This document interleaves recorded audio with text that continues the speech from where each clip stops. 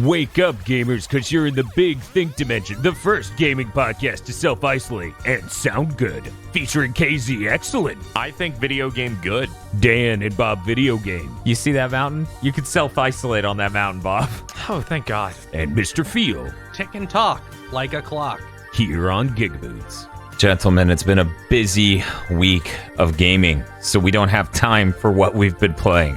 Because I already talked about Uncharted 3 before, and I'm not talking about it ever again. Yeah, that was weeks ago. Wait, did you play it some more for some reason? I thought Yeah, why is it coming up? There's a hilarious trophy called The Fat and the Furious, where you speedrun the whole game as Donut Drake, and Tosh was losing her shit, so... She's like, Jesus, that dude's booking it. I wish I could move that fast. The best part of that mode is Drake's voice filter. Oh yeah, they deepen his voice with the power of the cell processor. Yes. Come on, Sully, where are you? Hoping for Donut Ellie mode. I was like, they won't do it. They won't. But that'd be fucking hilarious, yes. Clipper wings. But see, it's not... They have broken arm Ellie mode where her arms just flail and she screams. Okay, see, that would actually be just as funny as Donut Drake. Because the joke with Donut Drake, for people who've never seen an Uncharted game, is you're constantly climbing up shit and running really fast. So the notion... Because the beginning of Uncharted 3 is like, oh, they come up to the thing, and it's like, somebody has to crawl up this incredibly long thing to hit the switch so we can move on. And there's literal dialogue where people are like, guess who's doing it? And Drake goes, oh, come on, man. And then he has to climb it. So, like, even if you did Donut Ellie, it wouldn't be as funny because Ellie isn't peer pressured by a group of people to climb up 4 stories to kick a switch. Come on, white boy, jump. Like, It's about the cycle of violence. Donut Druckmann. But yeah, no, I still don't like Uncharted 3, but I really miss Donut Drake. Good. I wish they put Donut Drake in fucking Uncharted 4. That's all I'm going to say. Let's get to the gaming news. The Podlords can wait until after this first big chunk.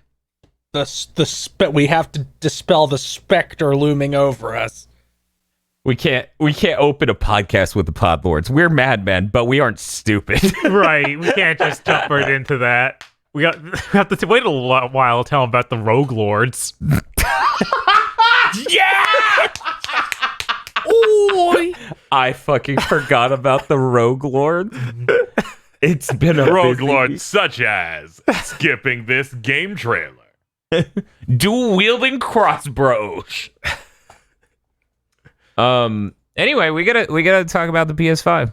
We had the PS5 event that happened Thursday. We're not gonna hurt you. We're not gonna open with the other shit. We're just gonna give you what you want. Yeah, we're gonna talk about this because it's the most important thing that's happened so far. Keep in mind, we pushed back the recording of Big Think Dimension all the way to Sunday. Poor KZ here is doing an edit job in a single day, a recording and editing job in a single day, just so we could get more gaming news to you. So Stop saying it out loud. And then it turned out to be worthless because everything after the Sony event was fucking terrible. I literally decided to just get owned. Like, I gotta rush my personal recordings, and we gotta rush Big Think on a Sunday because I don't want to miss all the stuff after Sony. yeah, I think there were some okay things. There were some all right things, like Ultra Kill, but we'll talk about that later. We got to get to this PS5 event. Just pray that tomorrow that IGN lied and Monday isn't actually the biggest day that has a bunch of important things. Well, it's okay because our thing comes out on Monday, so they can wait till next Monday for that. Yeah. And besides, It hurt. if you're listening to this like shortly after it went up, there's a chance we're streaming that right now. So head on over to twitch.tv/GigaBoots. Just check on our modern corporeal forms to see if we're still living. Yeah, check a look. Nina Struthers was at the PS5 thing. Yeah, a Devolver developer, of course. Of course. Renowned Devolver developer Nina Struthers, who promised us the futures, showed up at PS5, the Future of Gaming stream.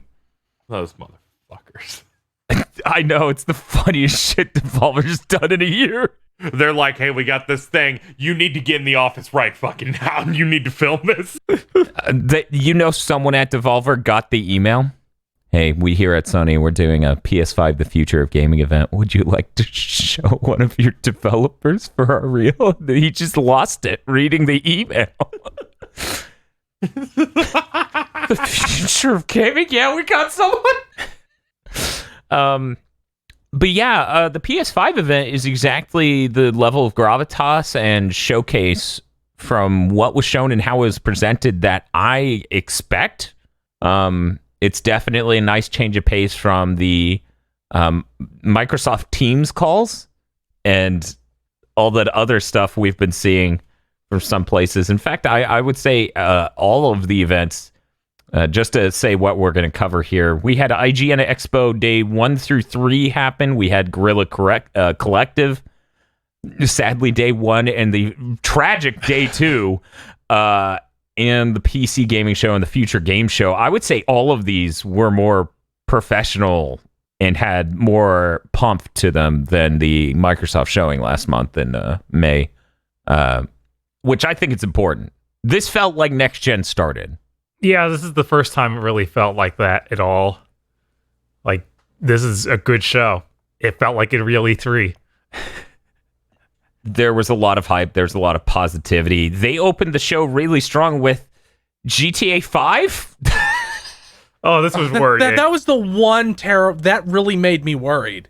That's fair. That's because Sony of the past has done things where half of the show would have been, the wrong console.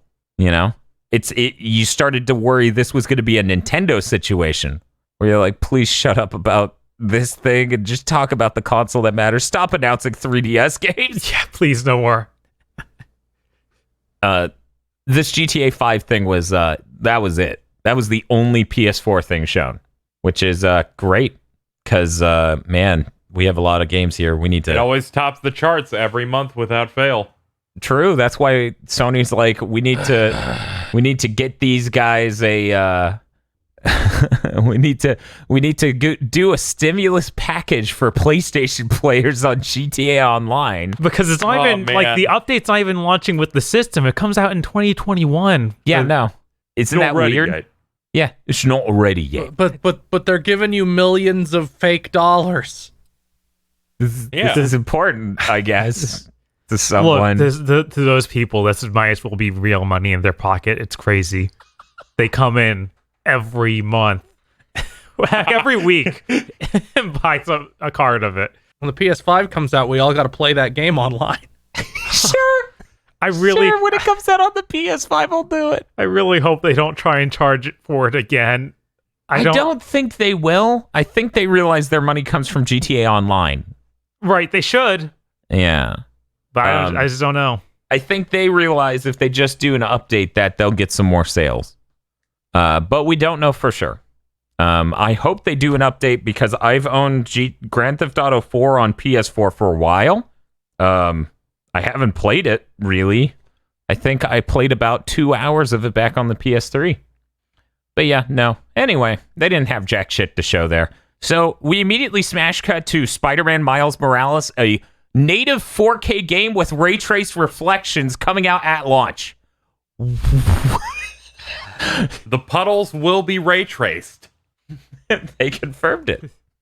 that dude said that in response to multiple people. I saw Greg Miller tried to bring up that joke, and then someone's like, "Man, you were quick to reply." He's like, "I planned this for months." You bet your ass he did. Yeah, no, he knew he needed to get those ray traced puddles in. This is the best, because for people who don't know about Puddlegate, the puddles in Spider-Man are generated based on the axis of the environment. So when they went from the E3 build to the final build, the puddles moved, and people were like, "It's a graphics downgrade." Also, we got them. Also, the puddles had cube maps, which were also generated based on the grid of the axis. So, of the axes. So did they apologize? For what? For moving the cube maps. Stop moving these maps of these cubes. This game's going to look incredible. Yeah, no, the trailer looks gorgeous. Because you're looking at, this is Spider-Man in 4K. Mm-hmm. Amazing loading. They're setting it at Christmas time, so it's going to be snowing.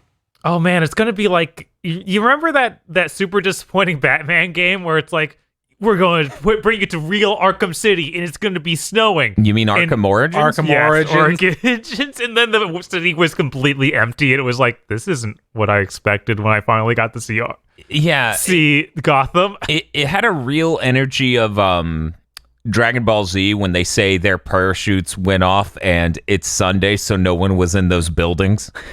Yes. It's Christmas. Like Power Rangers, and it's like the monster is rampaging through the abandoned building district. Yeah. It was that was a shame. But no, this is really cool. There was a hilarious amount of misinformation in that someone interviewed a random nobody Sony executive from Europe who went, it's the Spider-Man, we're remastering Spider-Man, Miles Morales is in it, I guess. And then Insomniac went, what are you talking about? This is a standalone game that we're making. Yeah. And the people went, what's the source for that?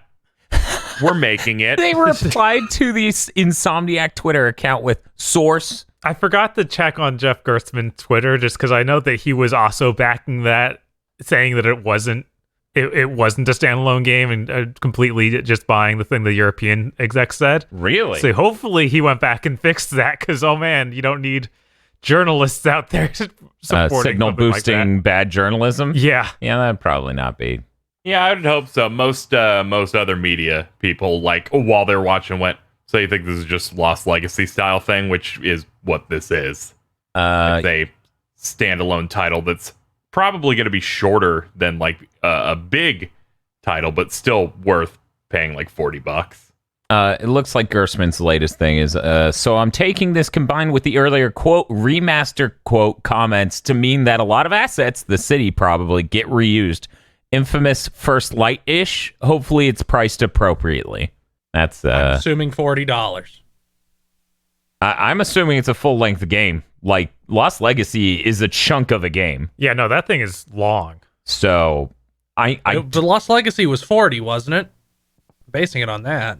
Yeah, it was cheaper, so it would make sense if they did that again. It's also a launch title, so maybe not. Yeah, would not be shocked if it gets the next gen special bonus price. Yeah, I mean, this thing literally will make you shit your pants when it comes out. So you can also populate it with a lot of crimes, random collectibles to get, which I'm like, that's fine, because the last Spider-Man did that, but also didn't go overboard with it. I just hope we don't have to play as Mary Jane even once.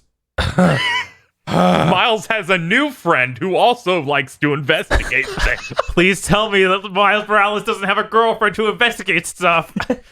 Do you think they're just panicking, ripping Miles's dad out of the game right now? no, Yeah, that would be weird. That would be weird, and Besides, Miles' dad is a thing. It's in the past. It could be referenced without directly being brought up. It'll be fine. There's no problems here. I don't think need to do that. I don't think he'll show up. He's a good apple. That's not even the worst part. What I'm talking about is Miles' dad is a cop, which on its own is not great considering current circumstances, but his name is Jefferson Davis. What's wrong with that name? I don't know why Marvel did that. But yeah, I don't know. I see this being a $60 game. I see it coming out at launch and just being the most mind-blowing launch title we've ever fucking seen. yeah, I mean, When I have to think of launch titles that are this, like, it's a fully fleshed out game that's done as hell, the only thing I can think of is Mario 64. That's the only one. I mean, Breath of the Wild. That's the only other one I can think. That's fair. It's only Nintendo normally.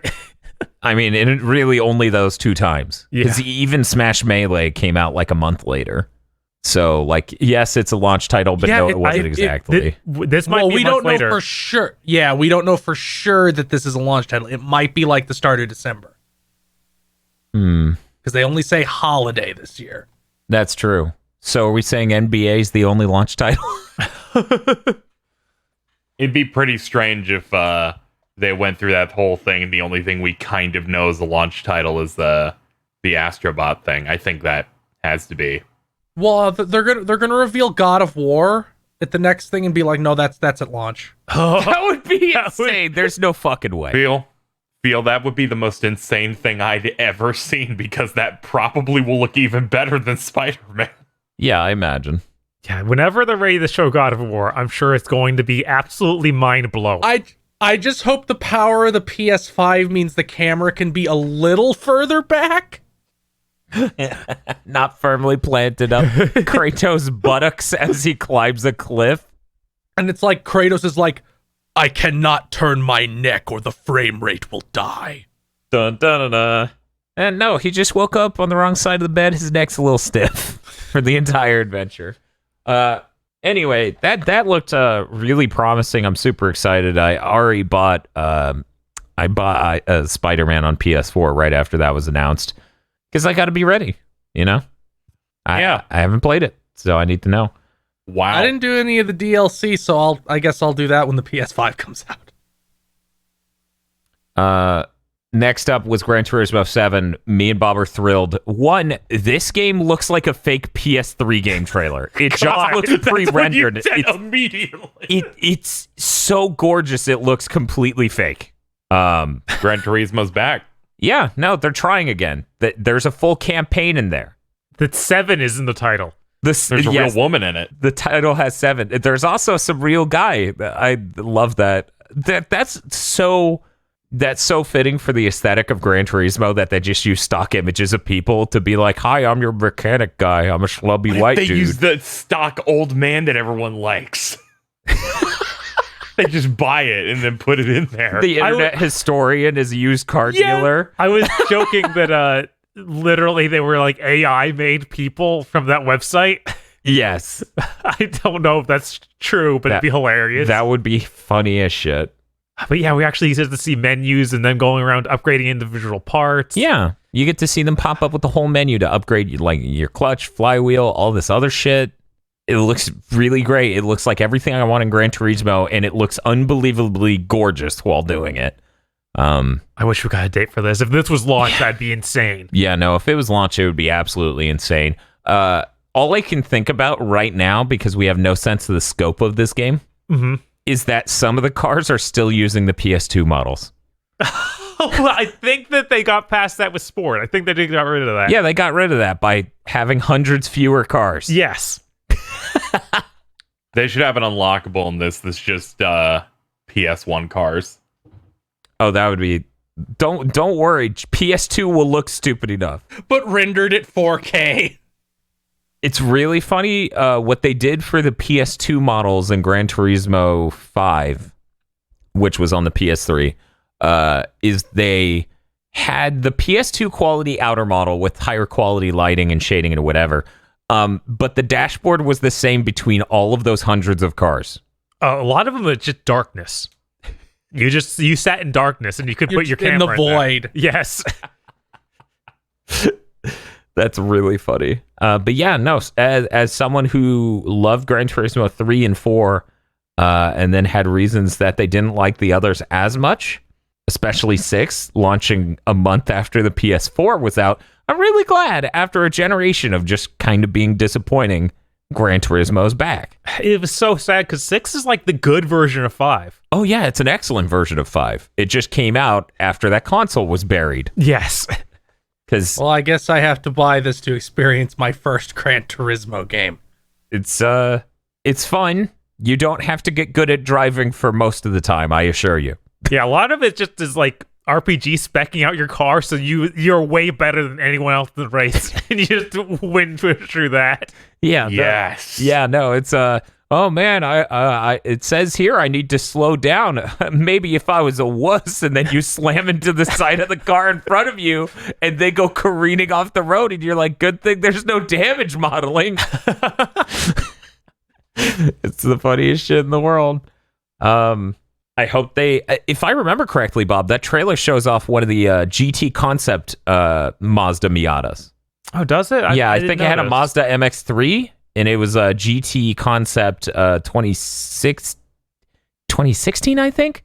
I was excited because the archetypal cars for starting a Gran Turismo are the Miata and the Lancer. Yeah, I'm always excited to see Lancers. It's good stuff. Then I shit my pants because Ratchet & Clank Rift Apart was announced. Because that sounds insane that Insomniac would show 2 brand new games Yeah. in 10 minutes. I guess they got that Sony money injection. It's like, you can have multiple teams. Yeah. Fucking do it. Yeah. I mean, like, we knew they had multiple teams, but to think they had shit to show on day one from both. Like, Jesus. And despite not having a date on this one, we saw like 8 minutes of it. Yeah. No, it was a huge chunk of gameplay.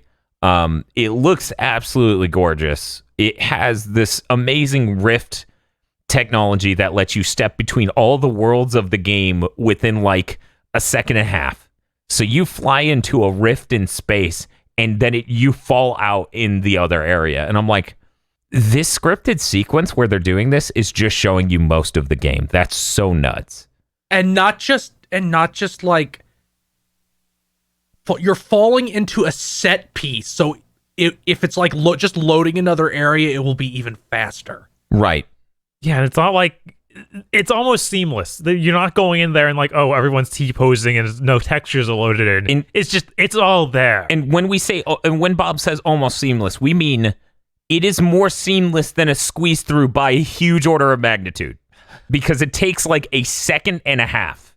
It takes way less time than most squeeze throughs, where squeeze throughs get you from a small rocky area to another small rocky area, but an important event's coming and there's something you can see in the distance. This is completely different times of day, completely different types of biomes, like no shared assets. With nuts. Shit happening, battles happening everywhere. Yeah, no, like yeah, this isn't really a squeeze through, because in those we couldn't load this entire map. This is, we have the ability to give you 18 maps, and we've decided to use the technology to do that. Yeah, it's basically the equivalent of you find a rail in a Tony Hawk level, you grind that, and you do a sick kickflip for like 2 seconds, and you're in a different Tony Hawk level. I was actually just thinking about how insane a Portal 3 could be. Yeah, that's what I was thinking too. I was like, man, when we master this shit, it's just going to be Portal in between entire worlds. I mean, I'm convinced this game will not have spaceships. You will just portal between levels. Yeah, absolutely. Which is exciting as hell. If you play a Ratchet and Clank game, even first of all, it's like 45 seconds to go between worlds. Yeah, it's a chunk. Just with a bunch of animations. Second, you always start in like a smallish area, not the world is exploding around me. Right. So if you're going to like a starting area of a level, it should be instant. It is instant when you have the teleportation tether during the gameplay. Yes, which you can shoot at different platforms and stuff, and he pulls it like a laser whip or something, and then he moves through it to the place he shot it to. It is insane looking and so seamless. It's like, imagine pulling a portal towards you and it goes around you. It's insane. It's so good. I will not be shocked if there's some sequence where you have like a giant turret or a sniper style enemy and you have to do those to like break their lock. Oh man. Yeah, this is the most exciting a Ratchet & Clank maybe has ever been. Possibly. Yeah, no, and honestly, even though it looks extraordinary, like much like Gran Turismo, it looks unreal.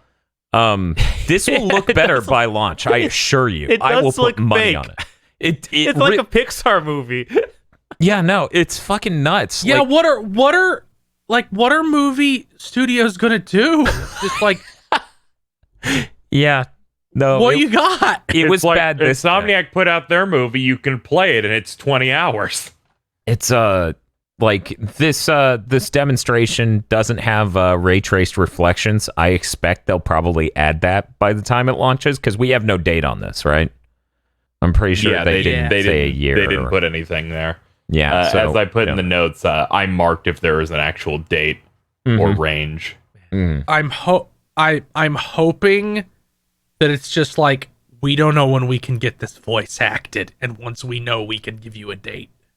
Yeah, I'm hoping it's like Infamous Second Son and comes out early next year. But yeah, like Phil's saying, with all the stuff going on in the world, it's hard to know what kind of delays they'll be hit with.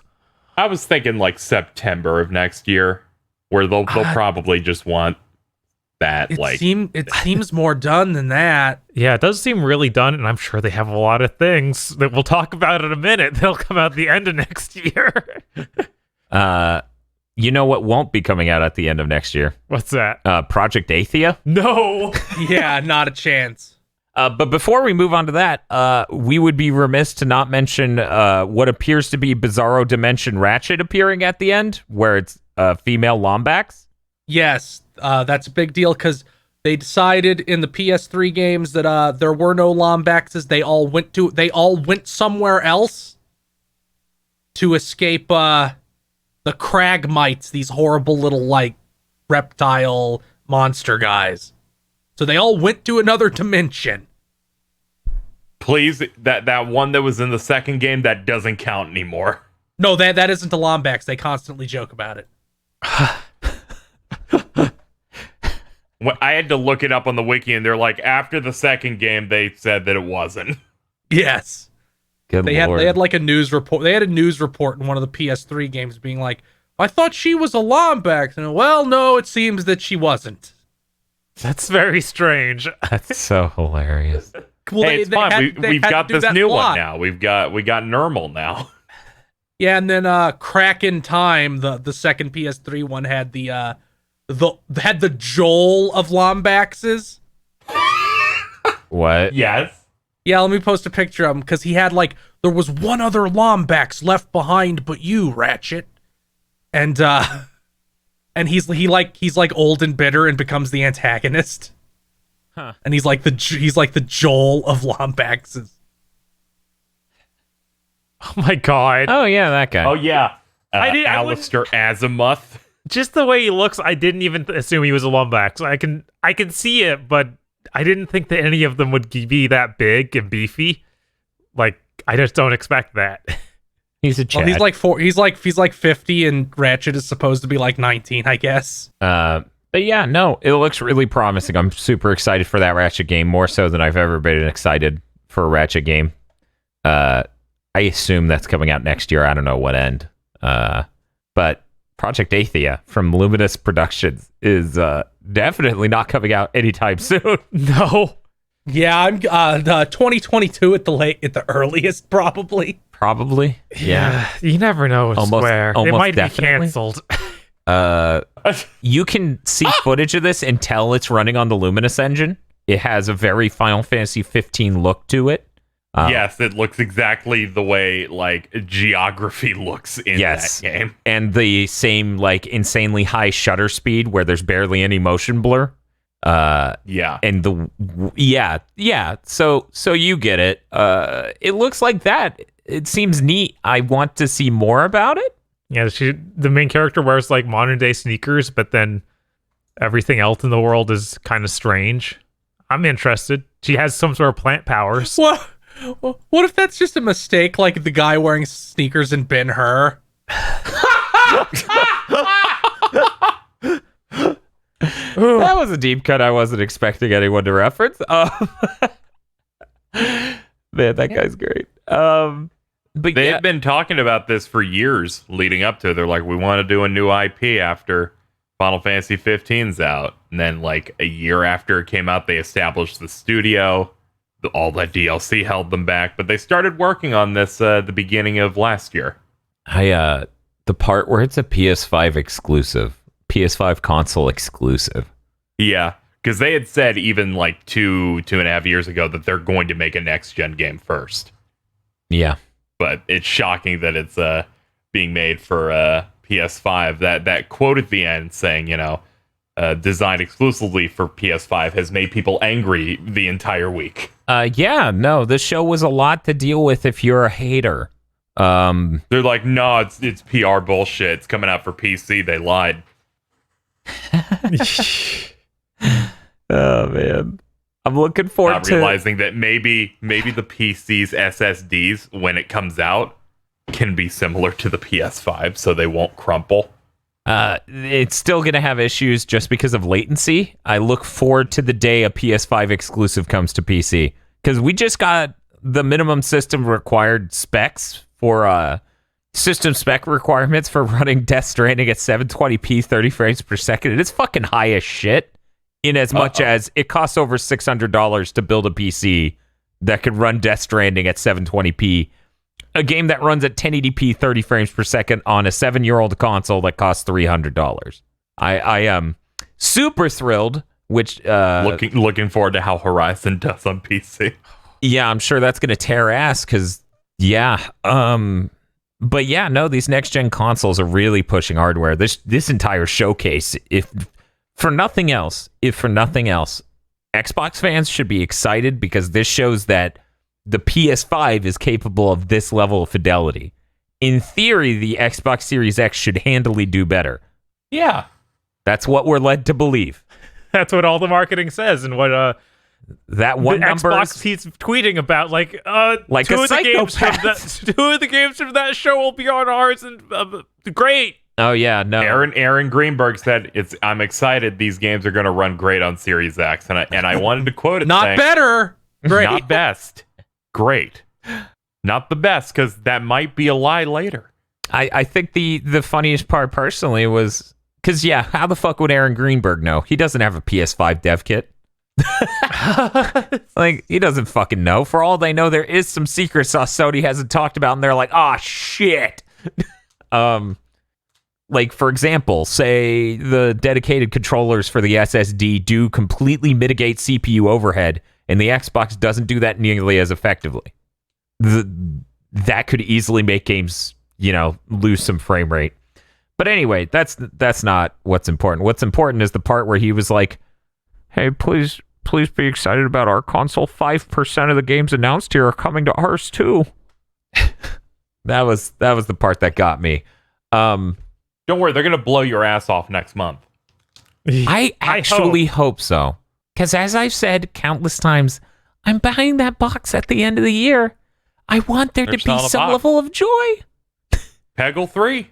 As Tom Warren confirmed, the Xbox Series X user interface, the entire OS, is identical, like I've been trying to tell people on this podcast for months. Not a single part of the Series X will feel new. Yeah, well, as he said, it's like you don't buy a new iPhone for a new UI. Ignore the fact that iPhones redo their UI and make it much better as they go along. Never mind that most people buy new iPhones because Apple breaks their old ones with firmware updates. Not only that, but people love really gimmicky features, like, the oh man, I forgot the name of it, but it's the face emotes and emojis. There we go, where you can face track yourself and animate a 3D thing.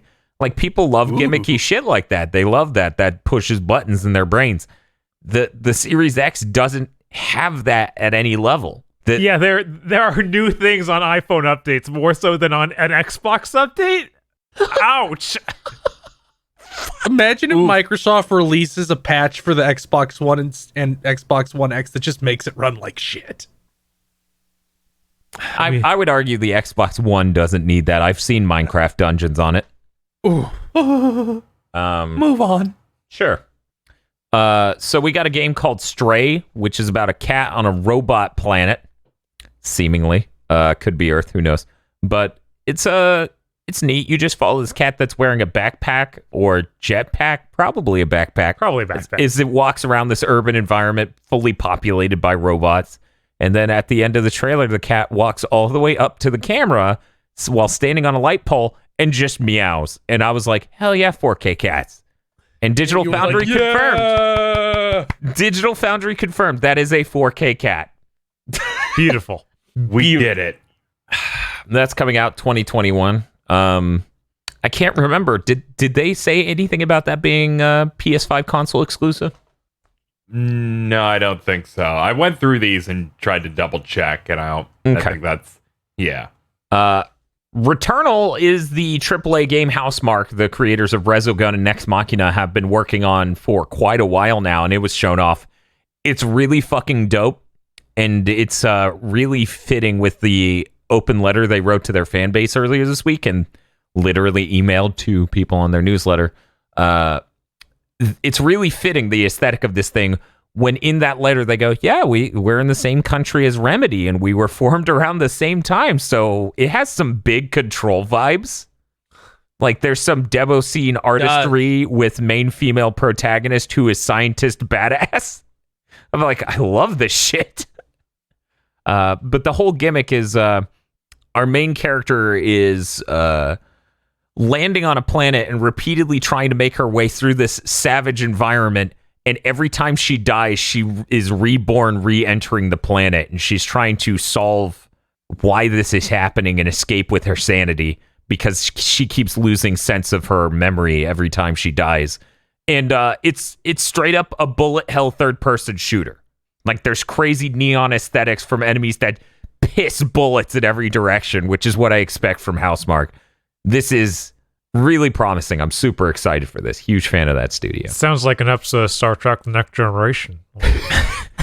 Mike, again? That's right, Bob.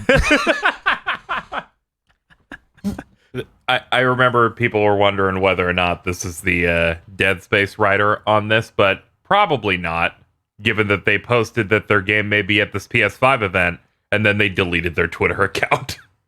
Oh. Sounds like their thing didn't end up showing up or something. Why the fuck would they delete their Twitter account, though? What? Yeah, I don't know. That's fucking weird. They probably just deactivated it for a while. Yeah, it sounds like they deactivated, because the people, like, they deleted their tweets, and then people said they deleted the Twitter account, so I was like, oh no. Christ. I had no idea. I Well, didn't know about this at all. EA has an event coming up on Thursday. There's a good chance they'll be there then. Huh. There was, I think it was Project Athia had a shitload of writers hired onto it. Yeah. Who was it? Mike Micah? Who was it that tweeted that they were leading a team of writers for fiction and movies? Gary Whitta. Gary Whitta. There we go. I was like, Yeah. I don't think it's Mike Micah, but his name reminds me of Mike Micah. Anyway. Yeah. He was like formerly a PC gamer, and then went on to like write movies and TV stuff and some games. Yeah. Like Telltale's Walking Dead. Mm-hmm. Huh.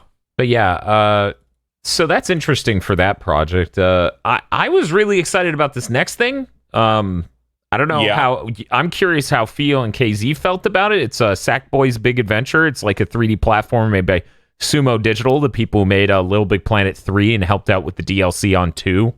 And has been hired by Microsoft to do really great things in the interim, right, guys? And like Crackdown 3. Yeah. I was listening to formerly Game Informer Imran Khan talk about this, and he's like, yeah, I knew about this. This was a new Little Big Planet, but then they pivoted to this.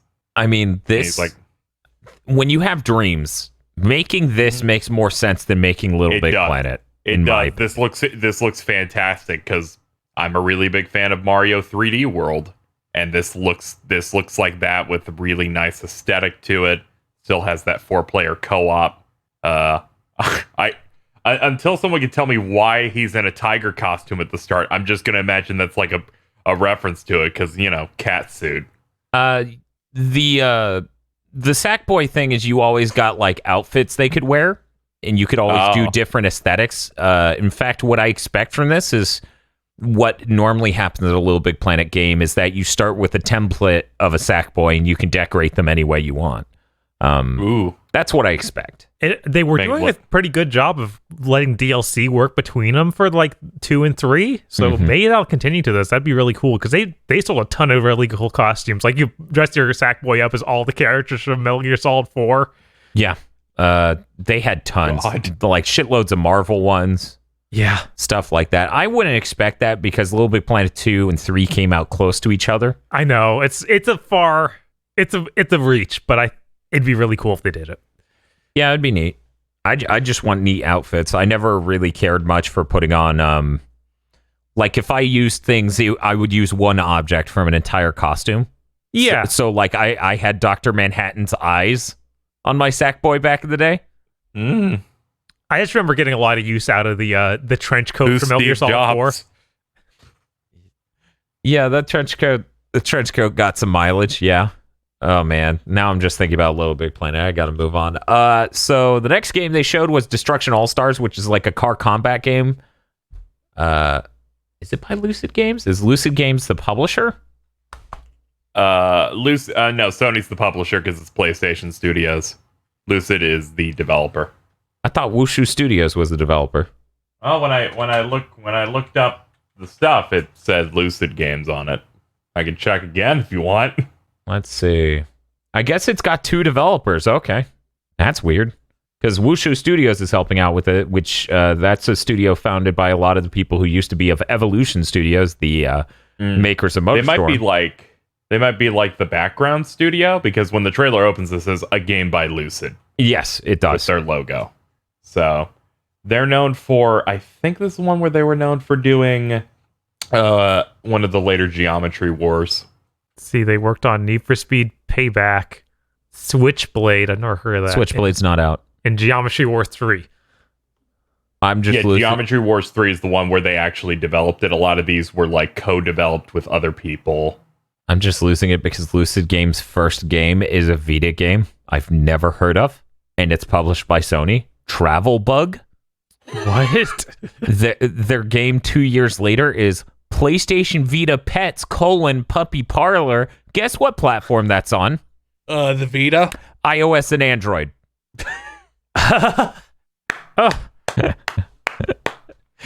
Owned. Yeah, you can't forget about Jacob Jones and the Bigfoot Mystery Episode 2 Field Trip. I think I can. You just said it. Okay. It's already leaving me. But yeah, I don't know. They must be. I'm looking at the trailer for Travel Bug, and it appears to not actually be a game, so it's not surprising you didn't hear about it.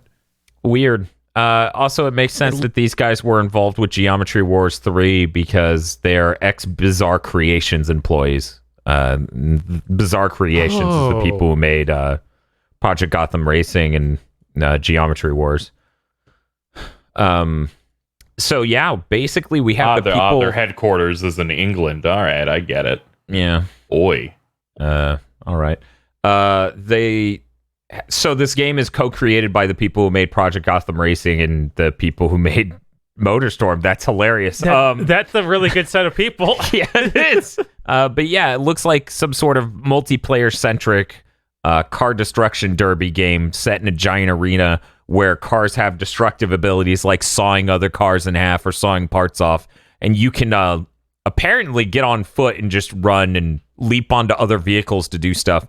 Its frame rate's a little chunky, but it looks interesting. Like, that could be a really fun game. I hope to see a trailer closer to launch. Because right now, at least on Wikipedia, it's listed as 2021. I don't remember what the trailer said. I remember while the trailer was going, I was like, okay, you showed me a car get partially cut in half. I need to see it fully chopped in half. And the end of the trailer was that. And I was like, okay, you're selling me on this. Split it wide open. I think the style to it's a little obnoxious, but it'll probably be good. I don't know. I think it can overcome it by the just crazy stuff that's in it. When I think obnoxious styles, I think Ninja Theory's Bleeding Edge, and this doesn't really come off as the same thing at all to me. No, this is a lot closer to Sunset Overdrive, like, in my opinion. Like, it's not as gross as, like, Bleeding Edge. I don't know. This doesn't seem as bacon culture as Sunset Overdrive, so I can't even sign on for that. You're right, yeah. The trailer didn't open with #epic bacon. I love epic bacon. There probably won't be any dialogue about getting advice from Reddit. Probably not. Oh, what a good game. But yeah, no, this is a good team for this. I'm very excited. We got a new developer, formerly known for doing like film and stuff, Ember Labs, or Ember Lab, and they showed off a game called Kenna Bridge of Spirits. That looked really cool. It looked almost Zelda-like, and there were tiny little spirits she was working with to attack enemies. We actually saw more of this at a different show, but it was the same footage, but they had a lot more in-depth commentary. What did you guys think? It looks really cool. Like, I'm surprised how much of a game it looks like. Kind of looks like it has Z targeting in it. Yeah, they did literally letterbox as she stared at an opponent. Yeah, I'm pretty excited. I mean, just it looked fun. Yeah. Like the bow and arrow stuff where she like had the enemy was held in place by all the little creatures she controlled. Then she pulled out her bow and arrow, shot it, and it branched off the bullets and hit all the other enemies around it. I think the most surprising part of this to me is the part where later you find out that it's PS4 and PS5 apparently. Yeah, how's that gonna work? Like this thing looks really pretty. Yeah, no, it looks ludicrously gorgeous. I don't know, man. PS4 Vanille's gonna really like it PS4? that. Oh, yeah. Because the end of the trailer on their YouTube says PlayStation 5 console exclusive. Yeah, see, that's what I heard too, but it came out later that it was supposed to be PS4 and PS5. I'm looking it up right now just to see. But hey, Phil, I'll let you talk about the next game. Oh, I just wanted to point out that the game we just saw, I looked up Ember Lab because people were telling me that they only did like movie stuff. And they put out like a short that I linked in there for Majora's Mask. And they're really talented at that. Like, this is going to be very close to like CG movie-esque for like its scenes and like tone and stuff. It just looked real nice. Yeah, their website says PS5, PS4. Okay. Yeah, and it says here over on PC Gamer at least that it's expected to be out later this year with system requirements already posted. Oh man, if this is a launch title, that's really good. Yeah, no, we're doing all right. I'm totally okay with The next game they showed that Dan invited me to beat on. I just wanted you to talk about it. Sounds like you're just mean. Goodbye Volcano High. It looks like somebody made Night in the Woods with dinosaurs and also didn't understand what Night in the Woods was about. Also, it may be canceled by the time you hear this in the Twitter sense, not in the literal sense, because the head writer for the game used to work for Kotaku and posted source filmmaker child porn on Kotaku's main page for an article. Harry Potter.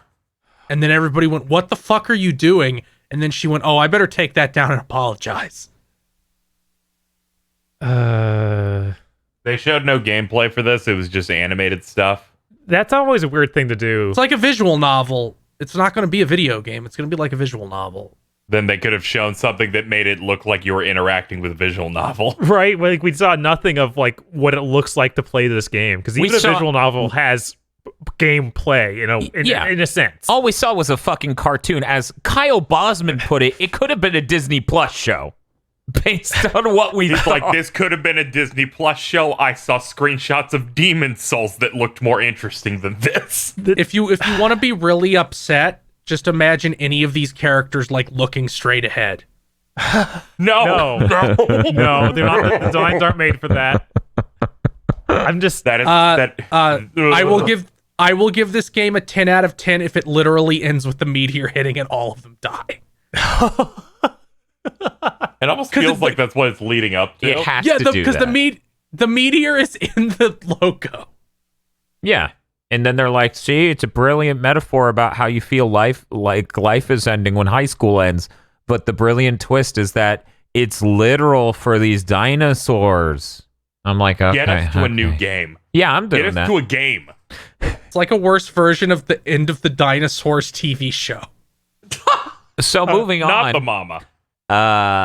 The Lord Lanning came out, and I was like, oh man, Lord Lanning, yeah, I really like that guy. I hope he shows off a new game. Nope, Oddworld Soulstorm was showing off. It's still an Oddworld game. I still really like the aesthetic, the world, the plot. I do not like that gameplay. You can go watch my review for Oddworld New and Tasty to see how I feel about that. You're gonna laugh every time you fail. Nope. When they're brutally murdered on that train. It's basically another world if anyone's ever played that, except for they added 10 million other things you can do that can all also be wrong options. Because Another World only had like a small set of things you could try. Oddworld kind of expands it out to an almost Shadowgate-like tier, where it's like, oh, you've got these followers. Do you command them to do something? Do you do something yourself? I guess the positive to come out of this is that they won't have obscenely long load times around you dying. like New and Tasty did. Sometimes you had to wait a really long time to try again in New and Tasty. I find it weird that the gameplay they showed was not running well. Yeah. Was it I think it was Digital Foundry's analysis of the PS5 stream. They were like, yeah, that they make really amazing stuff despite it running on Unity. And I'm like, yeah, they do. They rewrote the entire lighting system. I remember them talking about that back in the day. They're like, yeah, we wanted it to look good and run well, so we had to redo the lighting from the ground up. Like with Mortal Kombat, where they had to tear out half of Unreal Engine 3 to make it work right. Yes, exactly that. I don't want to be that guy, but I love Oddworld's world and everything else. I just really wish the gameplay wasn't just bizarre, even more obtuse another world. Yeah, this was probably the low point in the conference. We had those two games. Yeah. So moving on, we have Ghostwire Tokyo. It's alive and looks cool as hell. It's first person, apparently, as a shooter. You do Nimpo to own people. Yes. You pull out their like orbs. It's really cool. They had Mikami present it, which I thought was nice. Yeah, showed off why he's still at that company, didn't leave for the other. He's like, yeah, I have to do this. He's like, yeah, I'm finishing my game. What the fuck do you think I'm doing? Disappointed it wasn't just God Hand, but hey, it's still pretty crazy. It's fine. There's plenty of time for him to finish this and then go to M2 and make... Or wait, what was the name of that company? Yeah, you had it right. It's M2. It's not M2. Yes, it is. Oh my god, it's spelt out M2. Yes. Jackasses. Yeah, it's dumb. Those jackasses. You can even do M squared. No. Anyway. How about M2 squared? That also would have been better, but then they would have needed to find two other guys with M in their name. Anyway, this and another Bethesda game in this show are timed console exclusives for the PS5. And this is the most brutal I think Sony was during this entire thing. Yes. Because making good games isn't necessarily brutal or sadistic. Buying console timed exclusivity on games entirely. And these games are already announced. That's these games were announced last year at E3. Yes, they were. I guess they hung out. I guess they really did hang out a bunch with Tim Sweeney. But yeah, no. That game looks neat. I'm glad it's not just a typical horror game, but it's a shooter horror game because I have a little bit more faith that I can like it. Yeah, a little bit more. It looks like it's going for a much more action-oriented thing, like a horror setting to a first-person shooter. You mean like Fear? I was actually going to say more like when Resident Evil's got action-based. I was like, that's when I started really liking them, like 4 and 5. Yeah. I wouldn't be shocked if this is the reason that Ikumi left the company in this game. What? It was like maybe she wanted it more horror-oriented. And then other people wanted it to be more of an action-oriented type of thing, and that kind of clashed. I don't have any reason to believe that narrative because there's nothing to imply she dislikes that type of game because it still has a very horror aesthetic. There's still like creepy monsters everywhere. Yeah, I mean, Ikumi's done design work for like a lot of more action-oriented things like Bayonetta and stuff. I'm just relieved it looks that like far along that they were able to like show a trailer and it, you know, because ever since we got the news that creative director left, most conversations were that it's doomed. Yes. Yeah. And now it's starting to make sense because I listened to an interview with I forget his name. He's like the Bethesda like bad PR guy that no one likes. Pines. Yeah, Pete Hines. He did something with Greg Miller and he said, yeah, Ghostwire, you know, I get some people could probably find it similar to Doom Eternal in a way. And I'm like, oh, I get it. It's first person. That's why you said it was similar to Doom. Now I get it. Because they work at Bethesda and it's first person. Yeah. Yeah. It also looks pretty fast paced, so I guess it might end up making sense. No, you need to stop saying that. It looks nowhere near fast paced compared to Doom. It's not Doom, but I don't even know if it looks fast paced compared to most shooters. It's not as fast as COD. What's it faster than Killzone 2? I mean, just the way that he was, how many things he was shooting out and how he ran up and literally like shoved his arm into somebody, like that sort of thing. I don't. Oh, yeah, it's kind of like a visceral type move where you go in there, you rip into them. Could you imagine, though?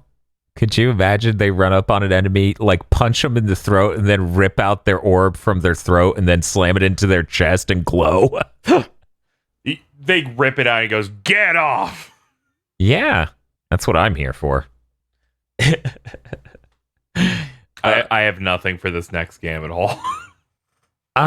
So the people who made Sword and Sorcery, and I guess the game below, the developers of those are working together on Jet, which is Jett, The Far Shore, which is coming out Written this like holiday, Jeff 2020. for some reason. Yeah, the text made it look like Jeff, and I thought that was way funnier as a name. I can't even remember what this game looks like. Let me see. They basically didn't show anything. The trailer starts with a person coming out of their house and talking to other villagers and then boarding a ship, and it shows the ship reconnecting with a some sort of outer space satellite that then just takes off from orbit. And the story seems to be about abandoning Earth to find a new home. Shots of gameplay mostly showed a plane going over surfaces of water. Okay. So Yeah. for all I know, it's Klaxon, because they kept having it fly at an isometric angle. If this ended up being something like Klaxon, I would lose it. One moment, let me make sure. Oh no, Klaxon brings up a band. Whatever. If it looks like this band, It's cool, man. you have to type the word game and make sure you only use one X. And oh no, So this game is impossible to find.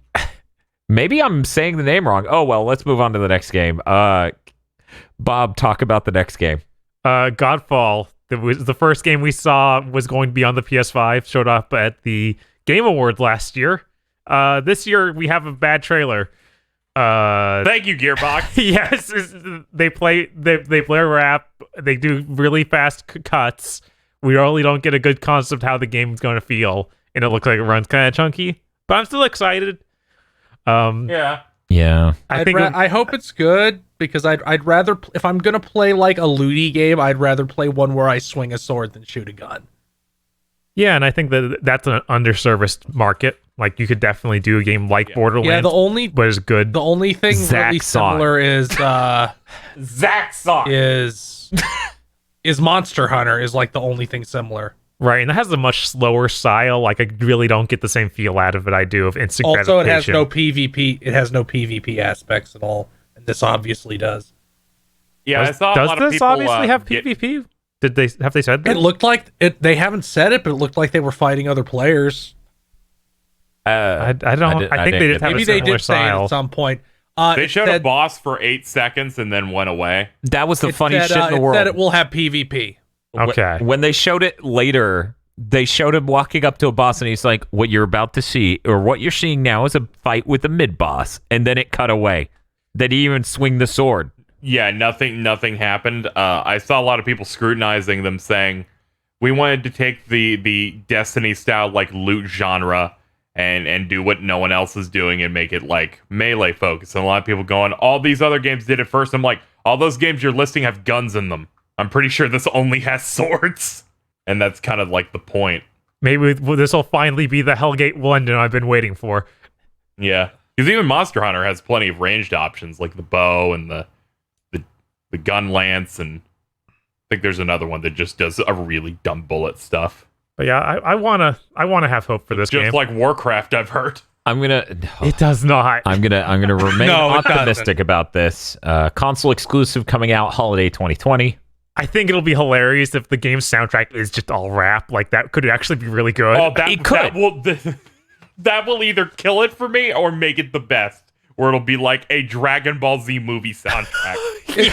Where it enhances the experience 100%. If you're desperate to compare Godfall to something bad, it looks much more like Too Human than it does Warcraft. Oh Yes, God! 100%. Too human out the ass. I honestly thought it was too human too. When it Yeah, was first announced. when they first showed it, it was like, wait, how would that work? Where are the rights for this? Who would give that guy money again? Yeah, that was one of the many questions flooding my head before it popped up with the actual name. I'm assuming Epic owns it now because they annihilated that company in court. Yeah, but Microsoft probably published the game and owns the rights. Yeah, maybe. Probably. Most likely. I couldn't see Microsoft investing that much money into a game they didn't own. Silicon Knights was also just coming off of Nintendo owning Eternal Darkness, so I'm sure they were totally cool with Microsoft owning that other game that was going to be a trilogy, they promise. Yeah. Yeah. I don't... Oh, yeah. Okay. Someone other than me described this next game. It's Hyper Light Drifter, but in 3D. Solar Ash. It looked really cool. It does look really cool. Apparently, it looks like you skate along very, very quickly, which is probably possible because of the SSD, because the developers said, we can do this now. Yeah, like they specifically talked up the SSD on the PS blog because they had the developers on talking about it. Very nice. And Hyper Light Drifter had a focus on like dashing, like Yes. instant dashing. I hope this has fewer combat rooms than that game.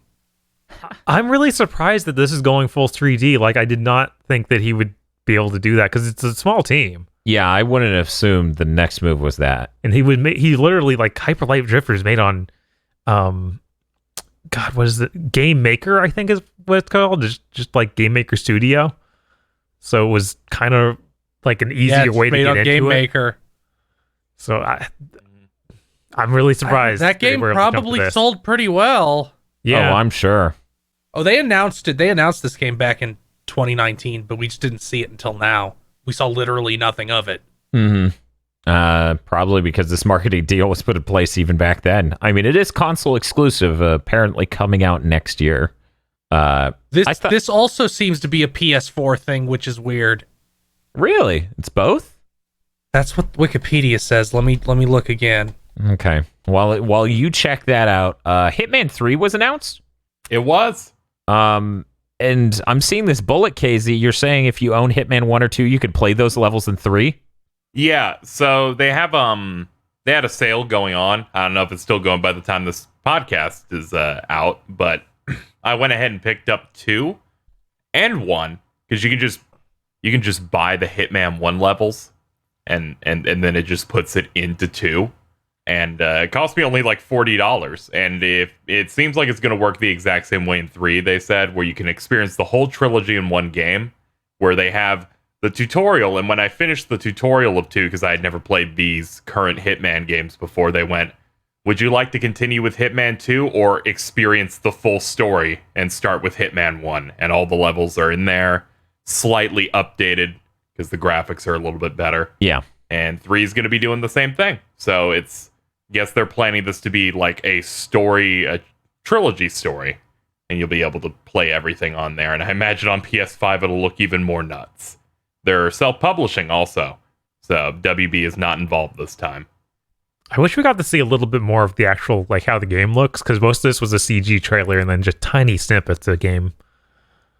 Yeah, what they did show looked pretty nuts. Like, that map looked pretty cool. Yeah, Dubai's a cool looking place. Mm-hmm. Yeah. Yeah. I played a little bit of 2 and went, yeah, I can.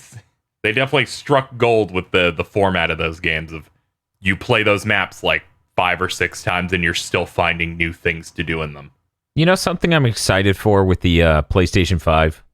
When I go to the PlayStation store and it says, the world's best assassin is back, and now in 4K resolution, 60 frames per second. I can believe that. Because as someone who's on a PS4 vanilla, they're fucking lying to me. I thought you were going to say when you go to the PS5 store and it's a browser. No! Please, God, no. Not like this. You know, Those devs are hilarious. There was a glitch in a Hitman game where someone like fucked up a suitcase, so where they threw it, it would like be guided toward a thing. Mm-hmm. So they just made it a weapon. So now it's a real weapon in the game, a heat-seeking briefcase. Yeah, right. It's hilarious. You know, the whole UI for the PS5 is almost certainly getting completely reworked, Yes. as we saw a tiny glimpse of in this. Mm-hmm. But I have to wonder if the PlayStation Store is going to be, because they did a big update and made it like all unified between PS3, PS4, and PC early this gen, and it's fairly solid.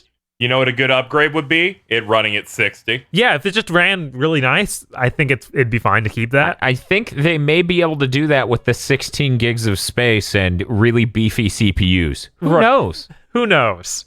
Sometimes I'll navigate the UI of the standard, PS4. I have the Pro. I wanna a game is running, but I want to go and open a folder and navigate to another game. It is dying. It is going.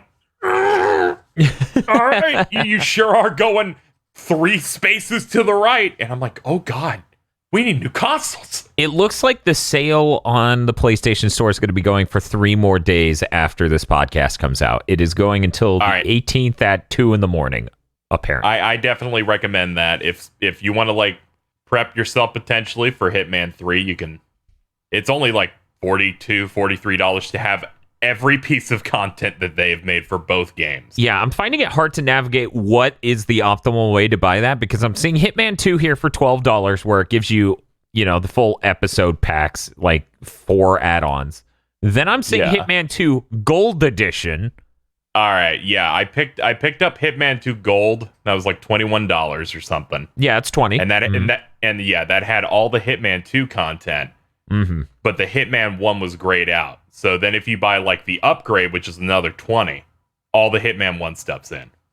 I'm just gonna wait until Hitman 3 is out on PS5, and there will probably be a sale. bundle of everything. Yeah, these are probably. digitally or just even on the disc. I feel like they've probably been burnt enough times by this. Their in-store releases for 1 and 2 both were just confusing to people. Square really ruined them when they're like, all right, you're gonna put out this Hitman, but you're gonna put it in episodes. So you're gonna put out 1 map at a time over the course of the year. Then it sold nothing, and they went, oh, why? All the reviews said that this game was a 9. Why are we not selling any copies? Yeah, it's really and then frustrating. It was a full game, and in interviews they're like, yeah, we're doing a full game.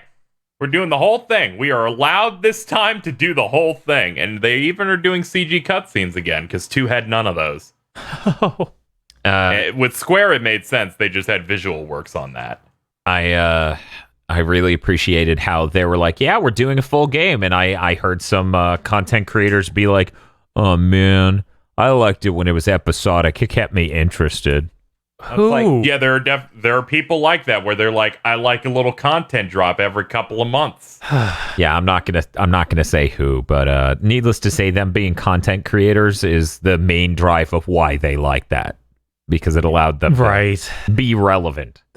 Yeah, I have a friend who's a really big Hitman fan and went, thank God these motherfuckers were ruining Hitman. Yeah, that's fair. I think the number one thing that bummed me out about that game was how it was episodic. Yeah, no, trying to describe what I was selling to customers was a nightmare. Because people wanted it, I wanted to sell it. It was hard to even tell them what was happening in this. It was like, okay, you can get this, but then you have to go get that. Or you can buy this one, it'll come with the code, and then they come out over the next few months, so I guess you won't have much to do for the first month. It's like at least with Hitman 3, it's a $60 game. They're putting the old games as DLC if you want to play those in this. Yeah. Finally finish it. Yeah. But yeah, that looks promising. In as much as I like these Hitman games, I want to get into this because I've seen enough of it to be like, that seems like something I'd be interested in and wish it ran better. Guess what the PS5 could do? No way. My favorite Giant Bomb videos were Hitman related. Oh, wow. Like, go through this thing. We're going to put a bunch of ideas in a hat where you got to kill this person in this disguise using this weapon. Let's see. Moving on. Oh, yeah, that's coming out January 2021. Yeah. Moving on, we have Astro's Playroom. For people who don't, let me break down the etymology here. Astro is from Astrobot, which is a character from Playroom, a thing that shipped for free with your PlayStation 4. So this is that, but instead of being a Playroom thing where it's just camera games, or Astrobot, which is a VR game, this is just a game. You get a normal 3D platformer featuring these cute as hell robots where you will explore the different parts of your PlayStation 5 and discover the abilities of your DualSense controller. Ooh. And they have references to every PlayStation inside of this game. Like, you rip a PS2 out of the ground and flip it into midair while you're in the PS2 OS dimension. Running across cords. Yeah, the cables connecting towers are PS1 slash PS2. Well, actually, it's gray, so it's PS1. Controller cables. It's very fancy. This game looks really fun. I'm really glad they're shipping a nice, high-resolution 3D platformer that's adorable with every system. That's great. I would have bought a $60 version of this, so I'm going to be sad when it ends. But don't worry, Dan. Instead, we're going to get the $60 Ape Escape game. Yeah, no, if that's what's happening with Japan Studio after they finish this, then hell yes, that's fine. Now I'm just thinking about how good a mini Ape Escape game would be to show off the features of the DualSense. Yeah. Yeah, no, that's kind of what this is. Right. Because they're talking about, like, oh, the adaptive triggers are going to go off when you try to pull things, and when the tornado hits you, your controller's going to feel like it's spinning as a tornado in your hands. That's kind of crazy. Yeah, no, they're talking about all this stuff. It seems pretty cool. Can we go into the conspiracy theory that I have going? Sure. Oh, no. Yeah. Because we see the PS1 in this, we see the PS3 in this, we see the PS2. It comes with your system. It's an exploration of the features of the system. Mm-hmm. I feel like this is Shadow talking about, hey, there's back compat. We're not going to tell you yet, though. And then when you combine that with the fact that this starts with, here's the legacy of PlayStation, 1994, 1990, or 2000, 2006, and then 2014, and it's just like or 2013, and they're doing like boom, boom, boom, PlayStation. And then it cuts to the game reel, and it only shows PlayStation 4 games with the logo in the upper right, a watermark in the upper left, that says PS4. Yeah, I think they delayed an announcement here. Yeah, I think that they're holding that. They want to have one more really big win. Because that's fucked up. Because it's like, oh, this thing's $400 and it plays all PlayStation. That would be dude, apocalyptic. Yeah, no, if it's 400 and does that, there is no gaming market. Die. I want this so much, Dan. You're insane. Bob noticed one of them. Yeah. Yeah, and then Twitter followers noticed, pointed out others too. Yeah, I noticed the OS while we were watching it live. Then Bob noticed other ones. Then Twitter people notified him, and then I searched it out, and I was like, yeah, they're all in there. And then this intro thing is really weird because it has, these are all PS4 games, even though some of them are PS3 games. They're just ports. Like they showed Uncharted. They showed it. I just read that as this is all we put out that gen. Yeah, but it immediately follows up after this is the history of PlayStation. It has a PS1 booting sound. Right, the conference opens basically with a PS1 booting sound. It's as I said, I don't know if they're going to do back compat, but they already have PS2 back compat. PS1 back compat is a joke to implement. PS3 back compat is the only thing that seems questionable at this point, and the strength of their initiative to get more games on it is the real thing in question. Because as I pointed out on Twitter, when you crunch out the numbers, I think there are like more PS2 games on the PS4 than Xbox original games on the Xbox One. So they already have that level of initiative. The problem is that when you stick in the disc, it doesn't work. And Sony doesn't have PS3 yet. We need that. If they do this, I don't have a reason to buy an Xbox Series X. Because I intend to buy an Xbox Series X for backwards compatibility. And if Sony is just like, no, it works. Sorry, Xbox, you literally lost a sale. As someone with an Xbox One X, one of the few things I agreed with Maximilian Dude on when he did his reaction summary video to the PS5 announcement is I have an Xbox One X. The Series X isn't doing anything other than HDR and possibly doubling frame rates, which might have problems. It might add latency, weirdly enough. Who knows? We'll find out when we get it. The Series X doesn't have anything compelling to offer me. If Sony does this, that is a huge, huge win.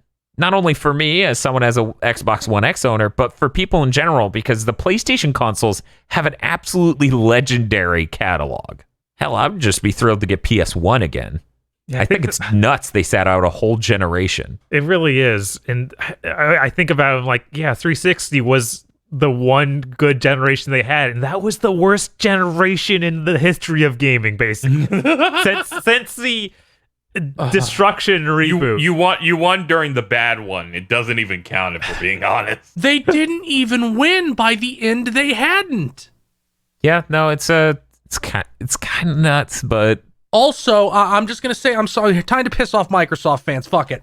okay. God damn it. Okay. A not insignificant chunk of 360 sales, I'm willing to say as many as 30 to 40%, were people whose shit broke and they bought another one. I mean, that's just...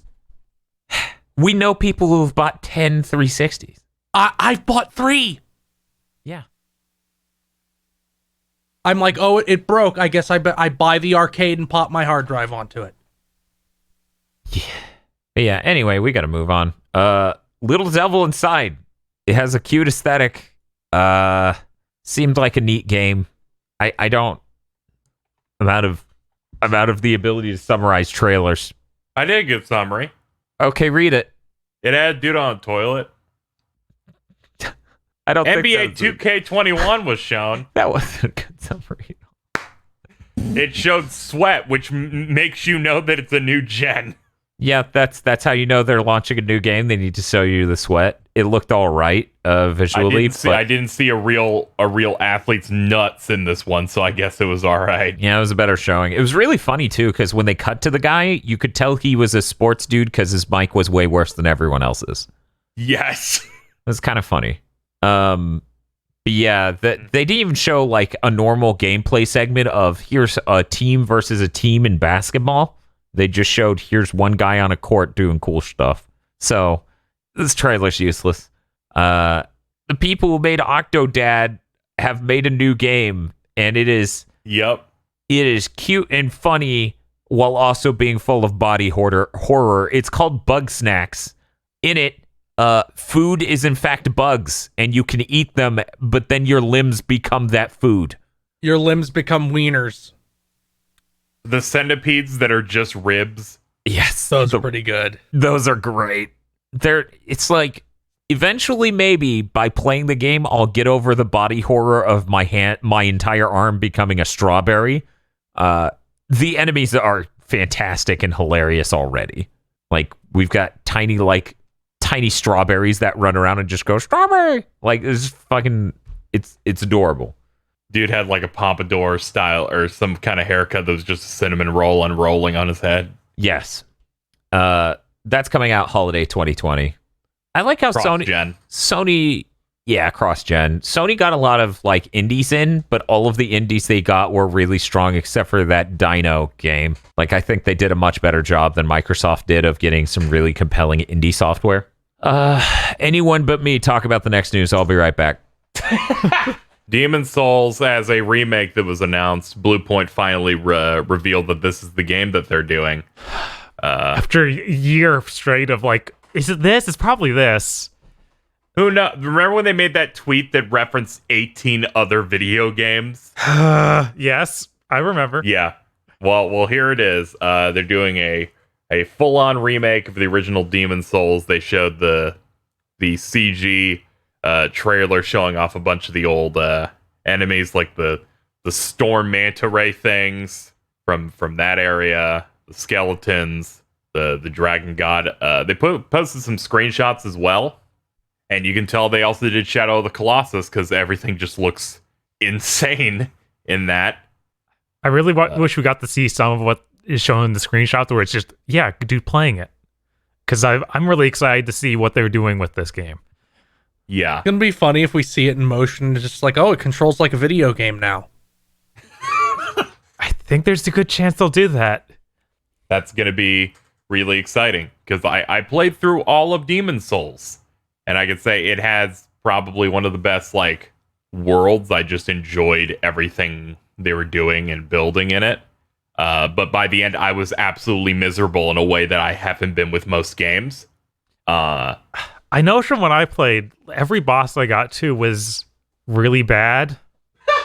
Just advice to our viewers, listeners.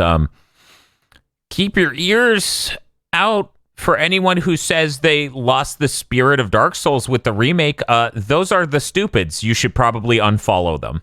Yes. I like seeing some of the comparison shots that people have put together where it's like this really, really just stupid looking monster. You like keep googly seeing eyes. footage of the googly eyed three-eyed dude who shows up in like the first 5 minutes, and the point is you're probably supposed to die to this guy and come back later. But you could maybe beat him, and he looks so bad. People like, they lost the spirit of the enemy. It was supposed to look embarrassing. I think my favorite one so far is, look at the leading lines in this photo. They lead towards this door. It's the only way you'll know the way out. I'm like, you're showing footage of actual gameplay against a screenshot they posted that has a camera angle that's almost definitely not the one used in game. So yeah, I showed that to you, and it was not great. The angles of the corners of the room are different because the camera's in a different space, you fucking jackass. It was that might be the most video essay-esque thing where they show both screenshots and go, the original always wins because everything is pointing to the door. They intricately designed this so they always tell you where to go. I filtered this so you could see the colors and everything, so you can like see definitely it's pointing. It's like, no, this is like when people say Blighttown runs bad because they wanted it to. People are insane. They think that there is some masterwork behind FromSoft. Those guys are throwing things together and hoping it works. People think this anytime they found a game that's really cool or does something cool, story, otherwise, but has parts that are really terrible, where they go, the terrible parts are the reason it's good. Yeah, like they think that there's some weird everything about this product like is perfect. It's like, no. FromSoft have never made a perfect game. Basically, no one has. The original Nier is good because the gameplay is terrible. That's why. Yeah, I just don't get it. The people have driven themselves insane. Like, I don't think you could go to anyone at FromSoft and have them tell you that they designed that in that way, or that they felt like it came out perfect. I mean, when you have a problem with frame pacing, that's not an intentional creative decision. That's an engine error.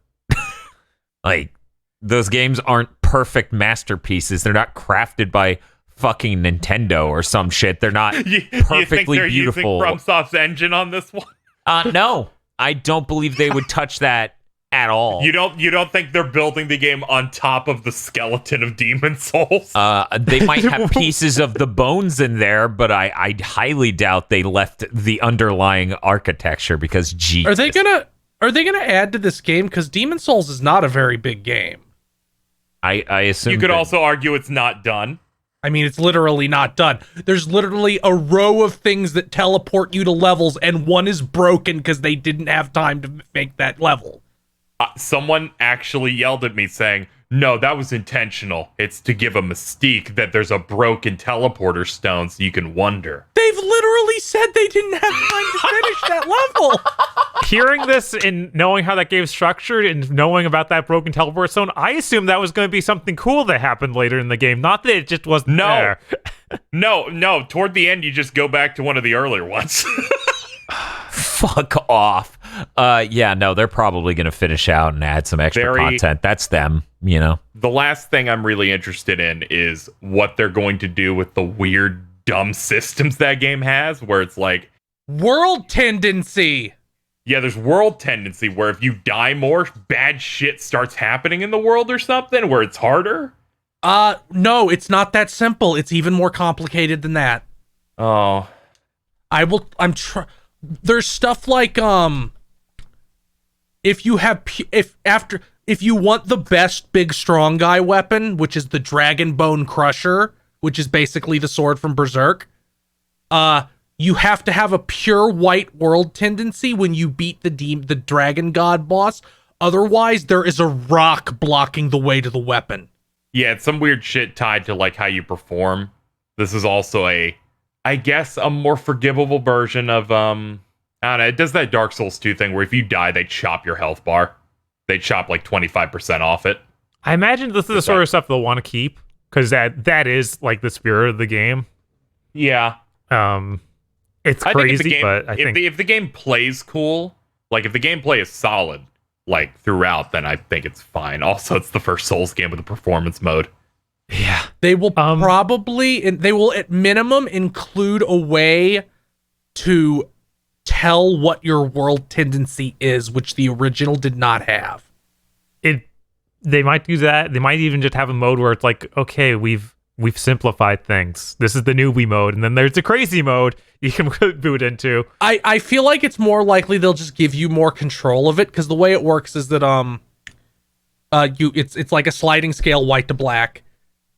When you're white, it's easier, but enemies drop less important things, and when it's black, it's harder, and enemies are more likely to drop rare items, and also special mobs spawn.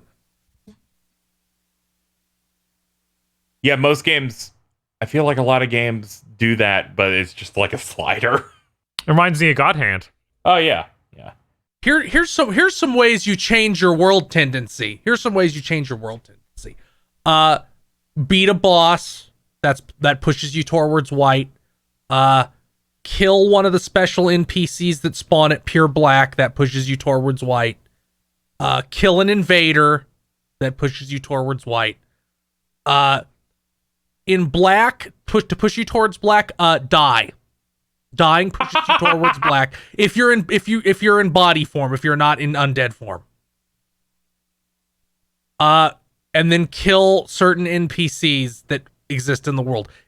Yeah, it's not a great system. I assume they'll give you more control over it. Yeah, I would like control over that, because every single time I asked this upcoming question, people became really annoyed at me, where I went, why would you make a video game where your punishment for dying is that the game becomes impossible? Where your health is lowered by 25% and then the game suddenly keeps getting harder. Why would it work like that? No, your health goes down by 50%. It just gives you a ring near the start of the game that will make it only go down by 25%. Okay. I always had that ring on. Also, KZ, did you forget that the first boss of the game is like, I hope you have a way to do fire damage? Yeah, No, that's I don't the thing I always remember. much. I just remember the world was cool. I had There were a skeletons in it. Demon Souls might have the most brutally, we just want you to hate our game boss of anything I have ever played, where it's like, it's a giant blob covered in shields that shoot spears. That's like one of the first bosses I do remember. It is literally the first boss. You cannot do anything before beating it. I remember I had a coworker who lent me this game. It was just only in Hong Kong. He was like, this is my favorite game ever. You need to try it. But yeah. But make sure you hold on to those fire bombs. The first boss isn't boss without those fire bombs. You can't get any more either. Yeah. What? Yeah. Yeah.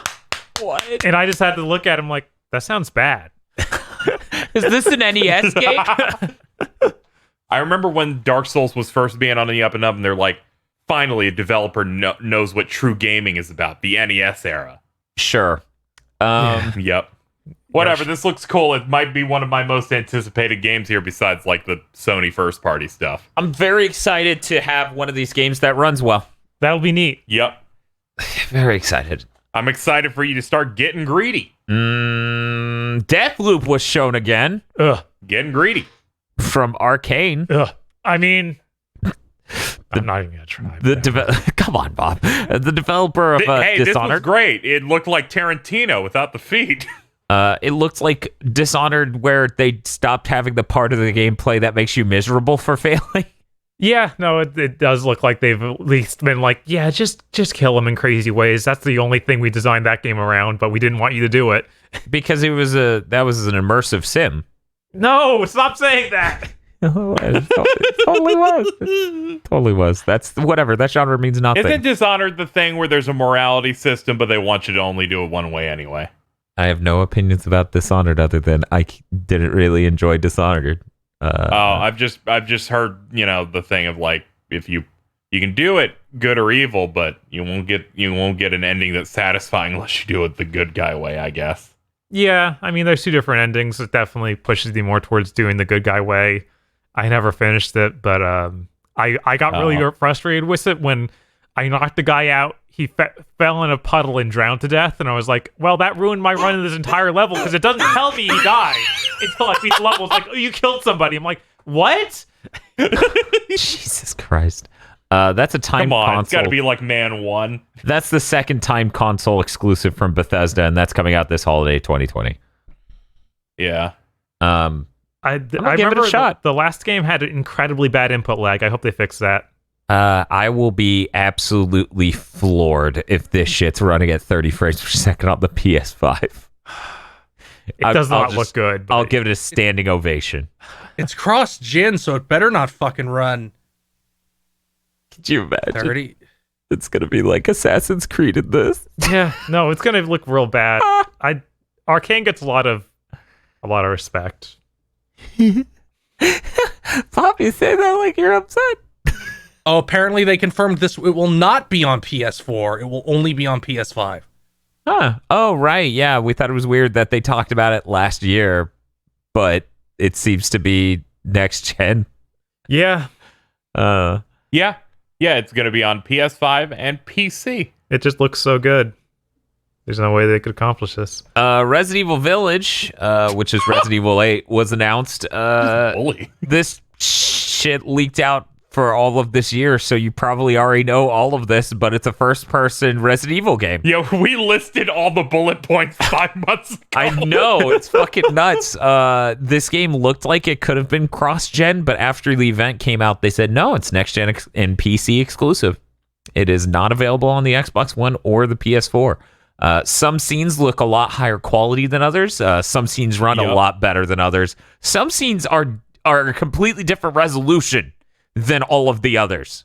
So this is Different a weird builds. trailer. Yeah, different builds, I guess. I guess they're still fucking with people. I remember hearing people talk about this, saying, multiple different teams are playtesting it now. Some people are saying that Chris looks completely different in theirs, and now it makes sense. He's got a tiny head in this one. Oh yeah, the head is swappable, hot swappable, I'm sure. Customize your own Chris. No, you just say when you started playing Resident Evil, and it customizes the Chris to that year. Oh! He just has a PS1 head. I started playing with 7. Oh, he's a scrawny guy. Yeah, I was going to say, he looks a lot like he did in the end of 5/6. Yeah. So everyone being why does he look like this? I'm like, what did he look like in 7 where everyone's so thrown off? Nothing like him. Nothing like him. He looks like random military guy that isn't really that jacked at all. I'm just gonna post a picture because he looks basically nothing like Chris. That's fucking weird. I still haven't played that. We're gonna do that by the time this comes out. Here's the haven't. comparison It used to be between like a meme where it's like, oh man, he gets really jacked through the games, and then 7 happened. Oh yeah. Look at Yeah, Because in 7 he looks like he did like in 1 or 2, which like in photos. I don't know the timeline for 7 because we haven't beat it yet, so I don't know when it's supposed to happen. I always it's assume it's the latest one in the timeline. Okay. Yeah, that's what I always heard. that's what makes it so insane. Yeah, that's strange. I'm glad that he's back to being insanely ripped. Yeah, no. Yeah, I Bulging want- with something. I love muscle bowling ball Chris. Yeah, I was gonna Yes. say I want him to beat up a boulder. Yeah, The more like Milo Pokemon he is, the better. Agreed. So I didn't think anything of his model. I did, however, laugh my ass off at the last scene in this trailer, which is Chris unloading a gun into a fucking lady's head, and he's like, Ethan, bang, bang, bang. And then Ethan goes, Chris, why? Like Chris just ruined his meal or something. He's like, that woman? No. My sister? Yes. His delivery. Ethan's so fucking hilarious. Chris, I have a wife. Not anymore. Let me Control Z that for you. I'm really excited. Me and Bob need to play through and beat Resident Evil 7 because we've played a few hours, like I think 2, 3. We got Maybe halfway. four? We got more than Family halfway fun. through that game. Jesus we got Christ. really far into that game. We beat I think it was the mid boss basically. I think it was the midway point. Yeah. That game's really cool. I Yeah. want to play more of it. Yeah, no, it's really great when he chops off your fucking leg with a shovel. It's okay. Pour some juice on it. Yeah. You just got to get your nanos. So, you know, between that game and the next game, Pragmata, Capcom has more of a commitment to next gen than Microsoft does today because they have 2 next gen exclusive games. Yes. Pragmata looked like a Hideo Kojima joint because it had an astronaut looking motherfucker with some cyber technology walking through Tokyo, which has been abandoned. It looked like the mascot that they have. That's what immediately threw Yeah, me. and also Tokyo has been like reality warped, and the buildings are doing like curly cues.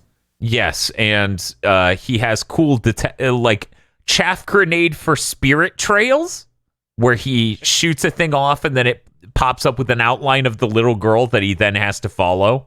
Yeah, no, this game looks... And there's like a This cat you can concept. see through. Oh yeah, no, there's the cyber flesh cat, where it's a spectral cat that is a robot but flesh. It's real crazy.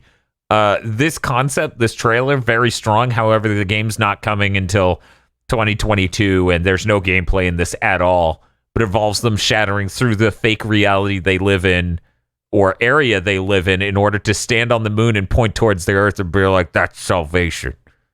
So it's real cool. Until proven otherwise, I'm going to assume this is Mega Man Legends 3. That's why they're going to the moon. Stop it. I know, I should. That's mean. I think that it's really cool looking. Get the little robot girl who can build stuff, maybe? I don't know. Yeah, You can tell she's a robot because her hair looked bad. or her eye had a crazy thing on it, and she was clearly calculating. You know how damaged I am? I saw that and I went, oh, it's just like the bouncer. Yes. Yeah, Dominique. I definitely think that she's like doing the calculations for the tools he needs, and then his weird cyber briefcase just makes whatever. Yeah, that He seems has fair. that. He has the cage gun that shoots the weird wire cage that deflects a satellite. Yeah, that was pretty cool. Lots of aesthetically cool things in this. No gameplay though, so Yeah. that was clearly real time though. There's a lot of visual artifacting all over it, so no reason to be like this is fake. If this was fake, they'd make that hair look good. Right. Yeah. I'm sure it'll look better by launch, 100%. The next thing is Horizon Forbidden West, the sequel to Horizon Zero Dawn. Missed an opportunity to slip the number 1 in that subtitle, but I'll forgive it. This game looks absolutely gorgeous. Yeah. Like, it goes Watch so... that on the 4K television. It looks fucking stupid. It does. It looks fake. It looks like there's no way you could achieve Here's- this. here's- It's so It insane. is real. I saw an asset pop in at the start on my 4K TV. That shit's real. Yeah, no, the fucked up thing is this looks more real than that Hellblade trailer from last year, but looks identically gorgeous. Like, But there's so much more. yeah. Like, she dives underwater at a point in this, and you see thousands of fish, a coral reef, and just all sorts of madness. It's unbelievably gorgeous. Whereas Hellblade 2 was woman's face army. Yeah. What's I That's mean, it's not the same. I don't think we covered this last week. They announced that Hellblade 2 is going to be Unreal Engine 5. Yeah. They announced So that in the last Yo. week, and it's like, so wait, the whole point So of it that trailer. Yeah, I don't know. I mean, it makes sense that it'd be Unreal Engine 5. That thing's nowhere near done, but at the same time, it's just like It might not be started yet. it's probably barely started. But yeah, anyway, about Horizon. It looks absolutely gorgeous. There's really cool new plot elements in this trailer, along with crazy enemy design and Robot factions. elephants. Robot turtles. That's what I'm here That for. turtle was really cool. That turtle's hype as shit. The mammoths were the coolest thing to me at the end. The fucking Lord of the Rings war elephants. I really liked the faction that was with the war elephants. Like their armor was cool as hell to me. And the elephants were cool as hell too. No, this whole thing looks absolutely insane. No date, unfortunately, not even 2021. But I wouldn't be surprised if it shipped by the end of 2021 or early 2022. Just no date yet. Then we got the console reveal. Quick notes: the texture on the controller is PlayStation shapes on the white part. Apparently, yeah, it's just a bunch of buttons. People zoomed in and they're there. And the console's the same. What? Okay. That's pretty cool. That's why they showed all those video packages of them being grinded into the PlayStation mines. Yeah. I saw the old school PlayStation logo is literally cut out from the plastic in one part of the system. Yes. And that's really cool. It's really cool. And then we got two versions announced of the PlayStation console itself, the normal version and the digital version. The digital version doesn't have an extra area for the disk drive, so it's a little bit sleeker and completely symmetrical. Got popped collar just like Chad Warden. It's got some real Chad Warden vibes. And weirdly enough, they showed off a few accessories. There's a new Pulse headset. There's an HD camera, as they call it, and it has 2 camera lenses. And I think that was it. Was there one more accessory? There's a media remote. Yeah, the media remote. There's a charging station. Did you say the charging station? I did not say the charging station. Charging station is not wireless charging, unfortunately. It is a thing that holds your things upright, and you just dock them in, like all those controller chargers you've seen over the years. I'm very excited about USB Type-C, because I'm sure that'll feel good. It looks so sexy. Look at that.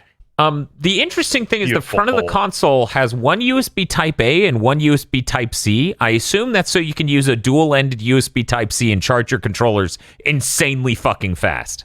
That's what I assume is going on here. Either way, you can hook a hub into a USB Type-A really easily. So I don't think this is going to be a major issue.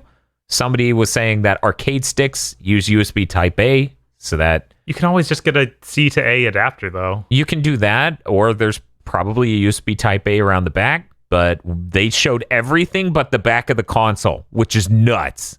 Yeah, they must not want us to see the ports yet. Like, they don't want to commit. You know why, Bob?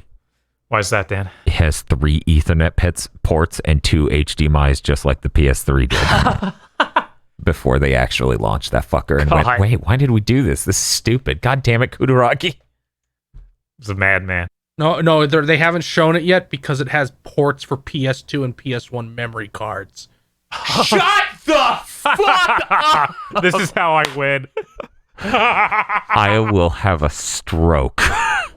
Holy You're having shit. it now. That's Also ports for PSP and Vita memory cards because it'll also be compatible with those. no, stop. I'm dying. We needed a shotgun blast to close off PS5. We need some takes on the console design, though. Phil, we'll start with you. What did you think? It looks neat. I hope I can get a color other than white. Bob, going to you. Yeah, I think it's a really interesting design. Like, it very much stands out and doesn't look like any of the older ones, which is kind of cool. Like, it doesn't look like anything I have already. Mm-hmm. Also, I find it really weird they're doing the all digital and the regular, just because I know, like, all digital Xboxes just don't sell. Yeah. I have to wonder if they'll be different because they're launching it alongside the other system this time, or Well, do you know why they don't sell? there's no games on there. There's no discount that makes it worthwhile. That's that too, and I don't know if there'll be a discount that makes it worthwhile on this either. I think if you're going to go through the hassle of shipping a digital-only console in 2020, you should probably make sure that you can cut a discount that makes it worthwhile to consumers. Either way, who knows? This could be the Vita 3G. I also don't like that it seems like from that picture we've seen, it needs the stand under it when it's on or horizontal. It does seem like that. Like, it makes me want a slim model already because I'm like, I want something I can just set down. Mm-hmm. I don't want to have to think about how do I position this other piece under it. And I know I won't be able to set that vertically because there's no way I can do that. The thing is, enormous. It is the longest if you have a horizontal or tallest fucking console ever. Ever. But it's not the biggest because technically, volumetrically, the Series X is that. And the chunky boy. While, surface area is the important part here when I look at my entertainment center, reaching around to the backside is also incredibly fucking important. And the Series X, that's going to be virtually impossible in my setup. So, yeah. KZ, let's go to you for your takes, and then I'll close it out. All right. I like the design. I'm fine with the white just because I'm surrounded by black devices. I could use something a little bit different. Mm-hmm. I'm interested how they'll do like color variations in the future because I feel like that could be really cool. And overall, I think it looks neat. I'm probably just going to stand it vertically because the horizontal thing looks like a nightmare. Yeah, horizontal looks a little concerning. I'm confident that it'll work out all right. I like the design a lot. I rather disliked that the PS4 was so Spartan in its design. I like how each PlayStation console before that had a really different look. Like the PSP it had a job to do. The PSP doesn't even look that much like the Vita, and those are both portables, so they have constraints design-wise there. So the fact that the PS4 and PS4 Pro were just, I'm a diagonal fronted box? Like I'm just a box? Like that's really lame. Yeah. So them making a really unique look makes me happy at some level. I want to look in my entertainment center and not just be looking at a bunch of almost identical looking boxes, which is kind of currently where I'm sitting because I got the One X next to the PS4. Like you want to imagine it's like there's a universe where the PS5 is what if the PS4 Pro had 2 more pieces of bread on it? Yeah, that's actually what I was concerned about.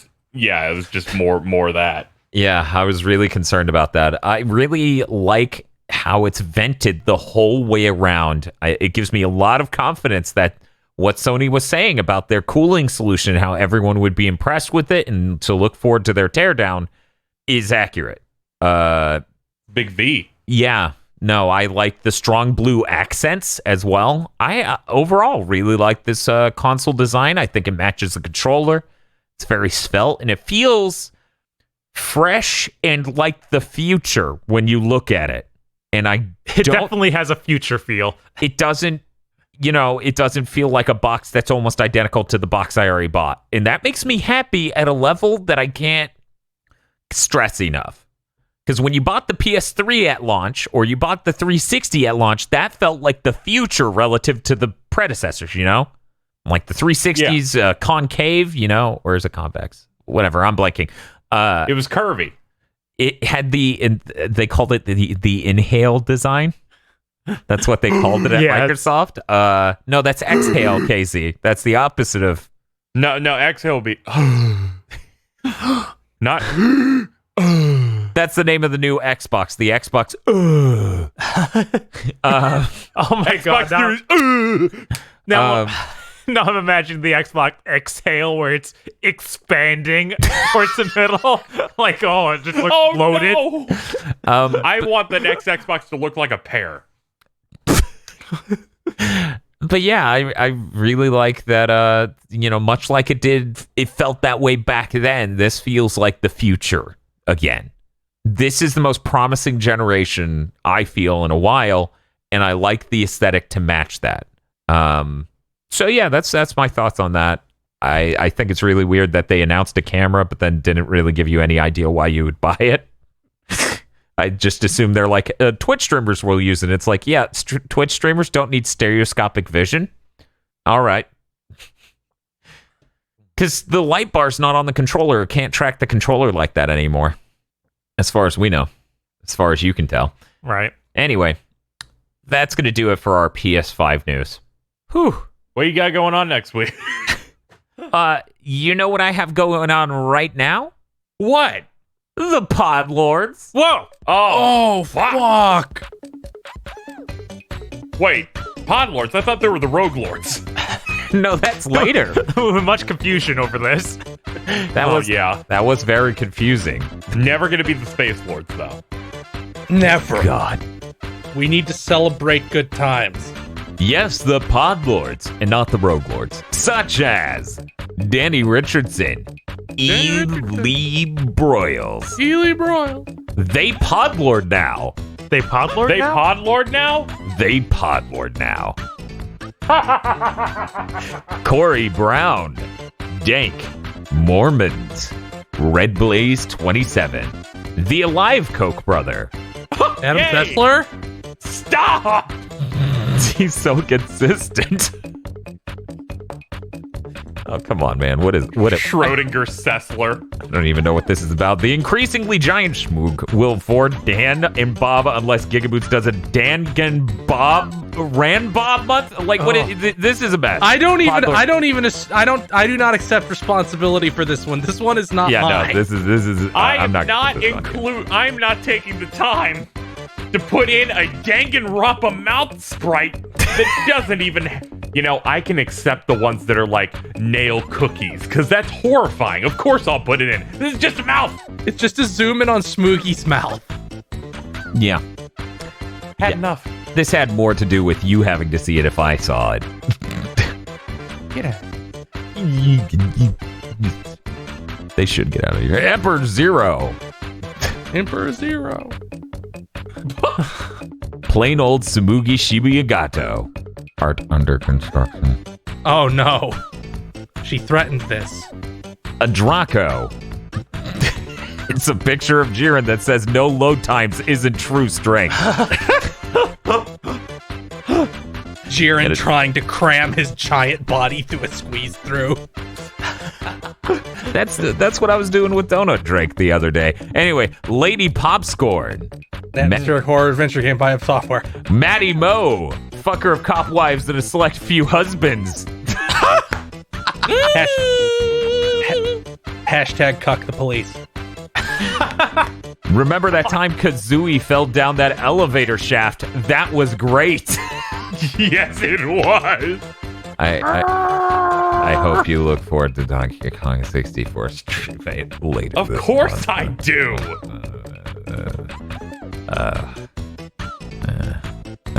Busey Kong. Oh my God, the mouth. It still looks. You know what? It still looks better than some of the things in the cartoon. Yes. 101 Shades of Wonderful. WTF Spider-Man Miles Morales. Okay. Yeah, it works. Are they ray traced now? Be yourself. Mr. I Like Spam and feels eventual loss of sanity playing Ultra Despair Girls. When is it KZ's turn to suffer? I played them. He played that already. The past. You must go to the past to find his suffering. Modern Wizard. Now with money again. Oh, I'm happy for you. Woo! Pretty cool. Unknown Art Rock. Here we go. What we got? I'm still confused. Whatever. Bob Toasters presents God! Cursed concept art Karnov not actually being fat, but wearing a fat suit instead, and he's incredibly shredded underneath. I've seen that. That's real. What? That's from a soundtrack. That's hilarious. Incredible. I'm glad we've learned more and more about this. Yeah, we need About to know more about Karnov. Shantae's dad. Cranky Kong has come to deliver you the most wise and sage advice he can think of. And then it just shows Cranky Kong saying, "Get good." Yeah, I knew that's what it would be. When you're on Twitter, I'm gonna be there. Even when you're reading the Podlords, I'm gonna be there. You think I'm playing? There's a real fucking liability. Thanks, Terry Crews. I guess. DFW3K coming to you live from PM's window. And it's a picture of the Hebe Sitting podcast shirt. That's so good. Well deserved. Muckbun. Patreon Arcana social live rank up 2. You have unlocked the game this bit is a reference to on PC. Endless discussion awaits. Ooh. Shiny Mew welcomes everyone to Wrath 2020. DK, aka Donkey Kunai.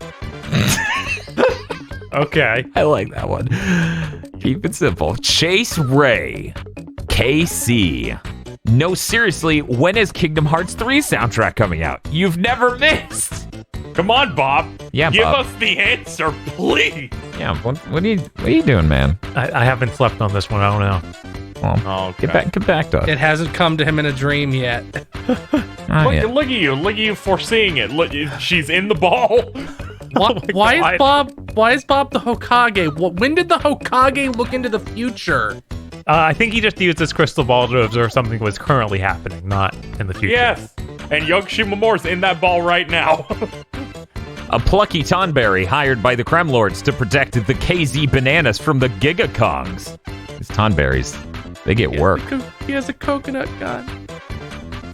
Oh Yep, God, he has some of the fired. purple bananas that you'll have to collect hundreds of in every single level. Shut the fuck no. up. I forgot to change my name, ooh woo. Toads Tunes. What? The Xbox Series X broke into my house and called me a bitch. Still gonna buy it though. That's rough, man. That's like that ad that's like Daikatana. John Romero's gonna make you his bitch. Diablo, except there is no gimmick. Live. Oh, Adam Admar is having an off week and cannot come up with a shoot 'em up reference this week. Be well. I'll try my best. By the way, Bob. Yeah. We are going to watch some Red vs. Blue for the podcast next week. I hope you're ready. Oh no. That's the name of the pod What? lord. Oh, thank God. Oh. that is awesome. Lamu. How do we not get that? How was that the first one of those? It was pretty good. I had to read it like that. Otherwise, it would have been believed. This may be the worst one yet. Dr. Agro, captain of the 12th division of Giga Soul Society. Whew, he shares a similar energy with that character. Kyle Bjork. Armchair Devs 100. Big Think Dating Sim. It's gotten to the pop boards. I'm so happy. Dan, tell us about the Panzer Dragoon patch. And thank you very much. You need to talk about Thank you very much to our pod lords. Thank you, pod lords that are very desperate for Dan to complain. It's so funny that the comment section for weeks have been like, Dad, please play this updated version of this game that now runs better but looks smoother than a fucking greased potato. Like, this shit, it makes Do you really want him to talk about it? 'Cause you may not like it. Xenoblade Chronicles Definitive Edition looks 4K compared to fucking Panzer Dragoon now that it has that patch. Oh, that's rough, man. It is so fucking blurry. Does it run better? Yes. Does it look blurry as hell and it's hard to aim at things in the distance because it's blurry as hell? Yes. Did someone in the Panzer Dragoon community literally come at me on Twitter because they're unhinged? Yes. Also weird account things that you learned? Yeah, no, I got lore for the unhinged motherfucker who came at me on Twitter because I do not like this remake. But yes, the update made it play smoother. It also looks bad. Its soundtrack still has the loop problem. I didn't play the entire thing through a fourth time, everyone. I'm very sorry. I'm a glutton for pain, though, so eventually I'm sure I'll do that. Maybe, I'm sure on some other platform it'll look and run all right at the same time. I wonder what platform that could be. Clearly, it's going to be best on Series X. Aaron Greenberg tweeted about it. We decided to ray trace the ocean. It runs at 30 again. No. It runs just a little worse than Crimson Dragon. Oh my god, what? Poor Crimson Dragon. Okay, I don't think I've heard a funnier thing than we ray traced the ocean. At least the reflections would look good instead of how they currently look, which is not if there's great. a big wave, the game crashes. Could you imagine? Our ray tracing solution looks beautiful, except for if there's too much rays, then it crashes. Oh man! Thank you very much to our podlords. There's your Panzer Dragoon minute. As I said, I haven't played it through a fourth time. I'm not that interested. Yeah. Every time I saw that comment, I went, "They don't want that." I mean, they think they want. They do it, want they that. They want that because they need to know, and it's like, guys, it's a game running on the Switch that isn't hyper optimized for the Switch. It's stuck between a rock and a hard place. It now no longer looks remotely sharp, but runs relatively smooth. The load times are still a fucking nightmare. Like, I think KZ was watching as I booted it. It still took like a minute for the first stage. God. Also, it didn't make it obvious what the episode they added was, because there's like some prologue or episode 0 thing, and it just booted straight into the first level again. So I have no idea how to get to that. Anyways, we got news. That wasn't PS5 related.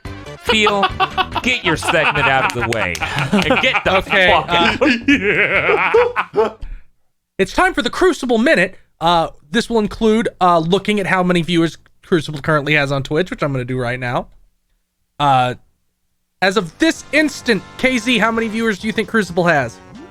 112. Dan. 600. Bob. 500. KZ is closest because it's 271. Damn it, I thought they were still going to be doing some sponsored event. Yeah, I thought they were still be getting a buff from that. Because they did a sponsored thing, I think, yesterday. Something like that. Yes, they did. It was like a roadmap thing, I think. Yeah, so I was hoping that there was something along that, tangent today. But nope. Immediately gone. 271. But we actually had actual Crucible news. They're removing 2 of the 3 gameplay modes. Why? Just to be clear, one of those 2 modes that they're removing is what the original game was greenlit to be. The two team battle royale mode.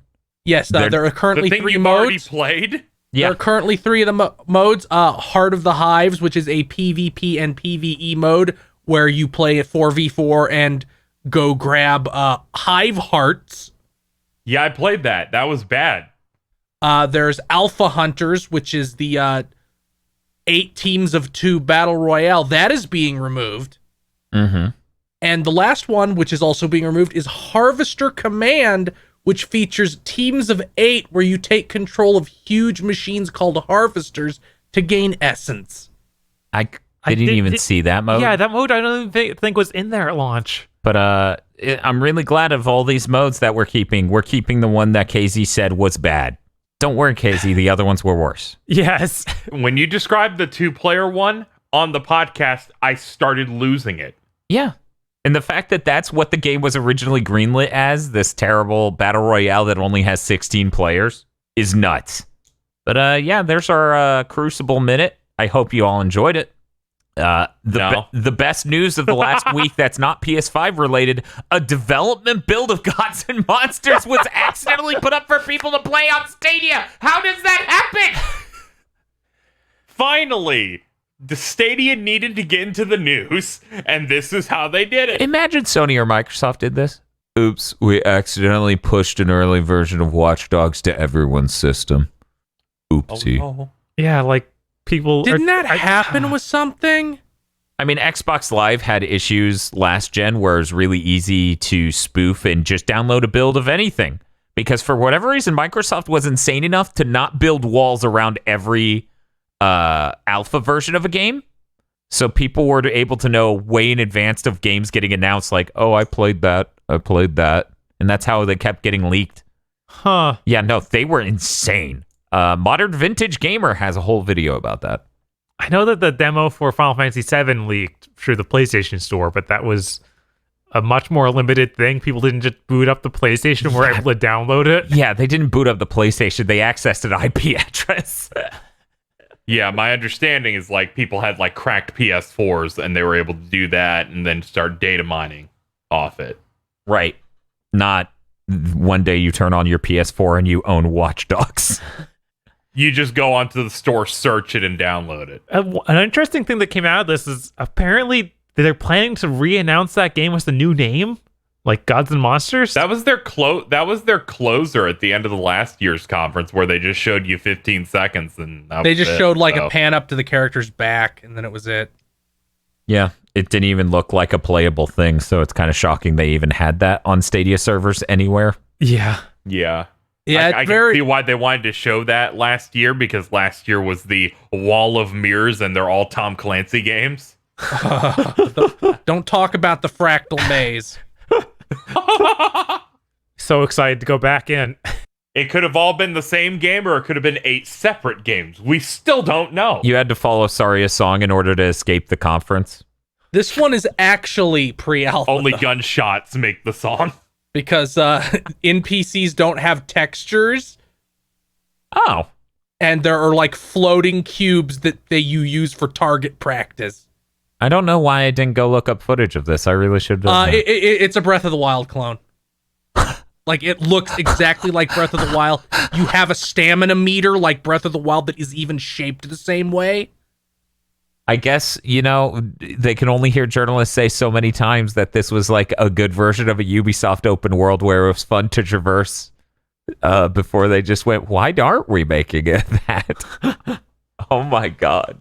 That's funny as hell. Okay, cool. The climbing is, I assume they're going to redo the climbing, because the climbing seems to work the same as Breath of the Wild, where it can just be any surface. But the animations are just Assassin's Creed animations, so they're like grabbing handholds that aren't there. Oh, that's funny as shit. Yeah, that's not done. I didn't look at this because I was like, I don't care. I'll wait. I was curious. I didn't care enough to look, but then now that I'm thinking about it, I'm like, God, man, I should have. There is no way that stamina meter can be final. It is exactly the same. Oh no, this is so embarrassing. Okay, well, we got to move on to other stuff. Yeah, please. Hey, Bob. Hey, what's up? Take us through IGN day. This is just all of IGN. Okay. That's everything that came in from IGN over the last 2 days. Man, why did we have to watch that much IGN to get this little news? I don't know. It's the real stuff's tomorrow. Okay, I'll take us off on the Today, first one if you're because I care. Alex Kidd in Miracle World DX is coming to current gen consoles and PC in the first quarter of next year. It is exactly what it sounds like. It's just like the Monster Boy in Miracle World or whatever remakes. So it just has a hi-fi pixel art sort of aesthetic to go with that, sort of like drawn 2D art. Alex Kidd in Miracle World, it's not a good game. It's not. But I might buy it. I don't know.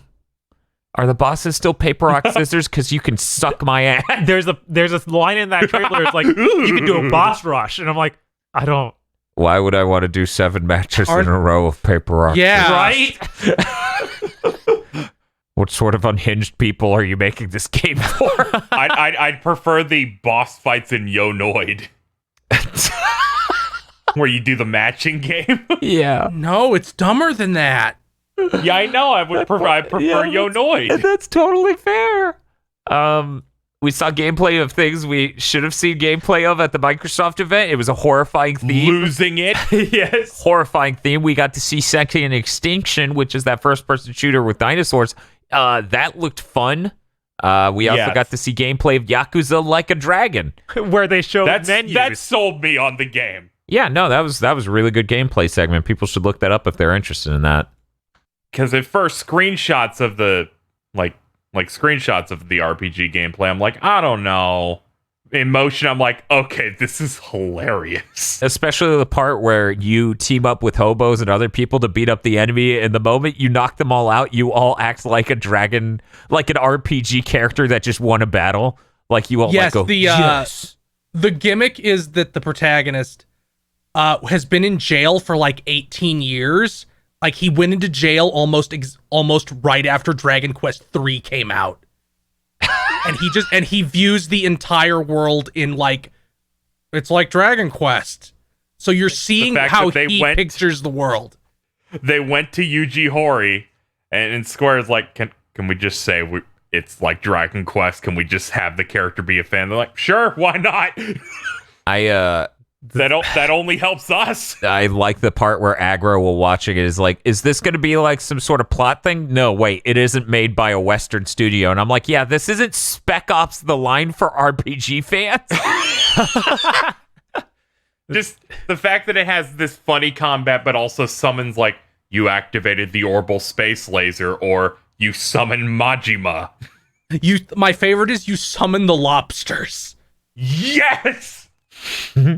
I watched a video, all the summons the other day. Some of them are really good and really deep pulls where it's like this K-drama actor that's been in a bunch of side stories is just one of the summons.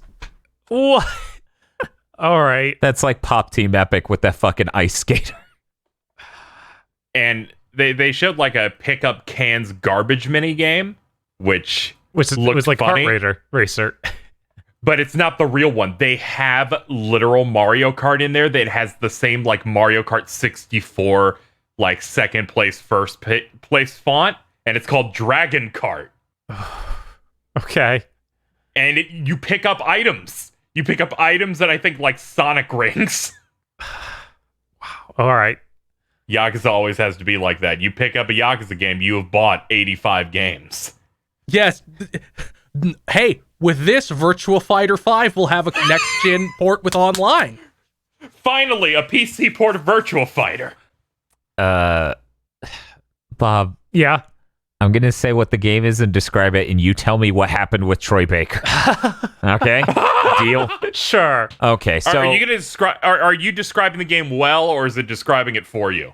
So I'm going to explain KZ's obtuse reference. Metal Hellsinger is a rhythm shooter where it's a first-person shooter and you have to shoot to the rhythm of the song, and you build up a note streak, and it's one of those sort of, it's a rhythm game now sort of things. It looked all right. The IGN person who was interviewing them, I forgot her name, asked some of the worst questions in the world. She was like, this one is a question I've been wondering. Is the person playing the game and this gameplay footage good at it? Or is that something the game does by itself? And literally we were awestruck by how dumb that was. It's because the whole time we hated, we tune in and out of when there's live demos happening, and you did this 18 times in 2 days. Every time I check back in, it's the worst thing they've ever said. IGN talent is an abuse of the word talent. They're all miserable to listen to. I can't tolerate them. Greg Miller's show is a flex on the entire network. It is really insane how bad that's why they whenever Yeah. you like whenever you would shit on like Greg Miller as a host, I'm like, what are you talking about? Have you seen IGN? Like it's GameStop TV tier. It is. Like Yeah. We were saying that. It's crazy Yahoo people Wahoo ascend- video game. Yeah, they had like Toasty on-screen references and other things during the shows leading up to this.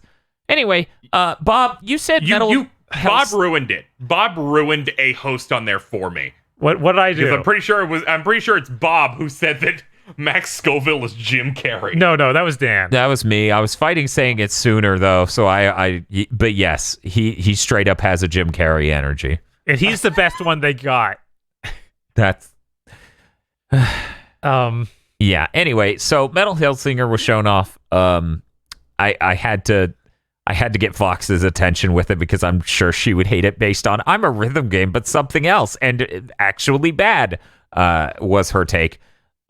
Hey Bob, what's the shit about Troy Baker? so this thing shows up every single day in a new developer interview. Yeah, it's exhausting. The one I saw today, like an hour before we started recording this, is the game creator shows up in all of these.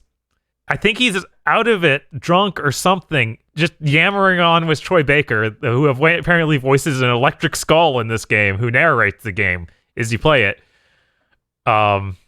Troy Baker at some point during this interview says or talks about the ludonarrative dissonance of the game. What? And how it has What?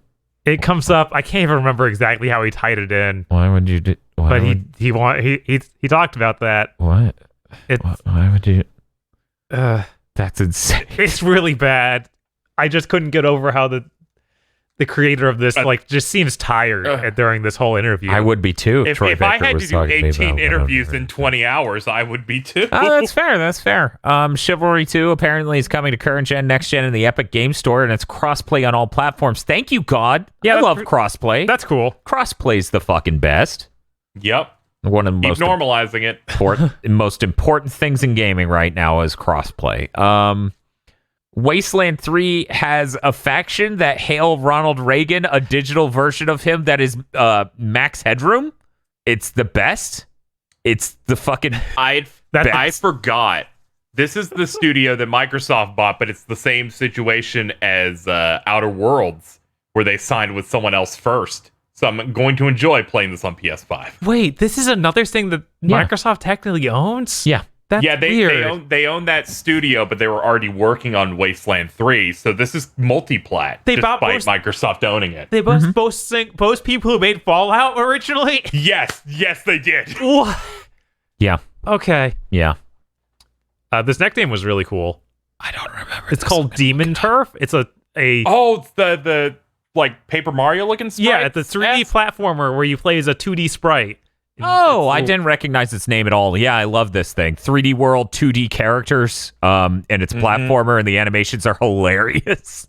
I love her sass. It's fucking hilarious. And it was great, and I was enjoying her sass too, but then one of the hosts on IGN was like, I noticed she has attitude. And then the dev was like, yeah. You have eyes, cool. I notice your protagonist has attitude. Would you say she doesn't respect authority? That is how it went. Yes. It was so awful.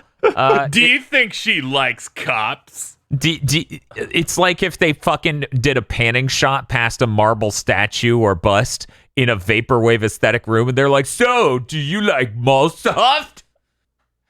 I hate the fucking... But yeah, that's on Steam right now for wishlist. You can see a trailer over there. Yeah, that looks great. It's the exact level of jank and delightful that I enjoy way too much because it definitely looks jank. up and around spotlights. Mm-hmm. Yeah, it looks like she has lots of unique movement options too, like transforming into different creatures. Mm-hmm. This strangely is Xbox, Switch, and PC, but no PlayStation. And it's also Epic Game Store, I think. Like Steam and Epic Game Store. I don't know. Do they pay you just a little bit to show up there? I think it's just on both. Yeah, I don't know if there's any sort of deal there. No, it's already on Steam, so obviously it can't be exclusive. Yeah. But yeah, no, this looks fun. Like I'd play this. I don't know. I put it on my wish list. Yeah, I'm ready. Yeah, I did too. Then we got a 13th gameplay segment, and the release date is November this year or November 20th? November 20th this year. Okay. So yeah, it's coming out. You didn't put the third number, so I was like, is that the year or the day? Yeah, it's 13. It's that PS2 game no one played, but now people can play it. It looks neat. I don't know. I think they could have played it before. I don't think anyone did though. Yeah, I think they just opted out. They're like, It was on PS4 and Xbox One, I think. I don't think. Or is that just their say? Oh no, that's where it's coming. Yeah, that's where it's coming. Okay. What a weird game, but port. It has like a grappling hook and stuff. It looks kind of neat. I want to try it. We also got some Samurai Jack gameplay, but I missed that entirely. Yeah, I checked it out. It looks better than I expected. Okay. Oh, good. I'm a little hopeful for it. Not super hopeful, but it's probably going to be a step above most random tie-in games for franchises. Maybe we'll get something on that Transformers Devastation tier. Maybe. Who's making that? Do you remember? It's the guys that are the runoff from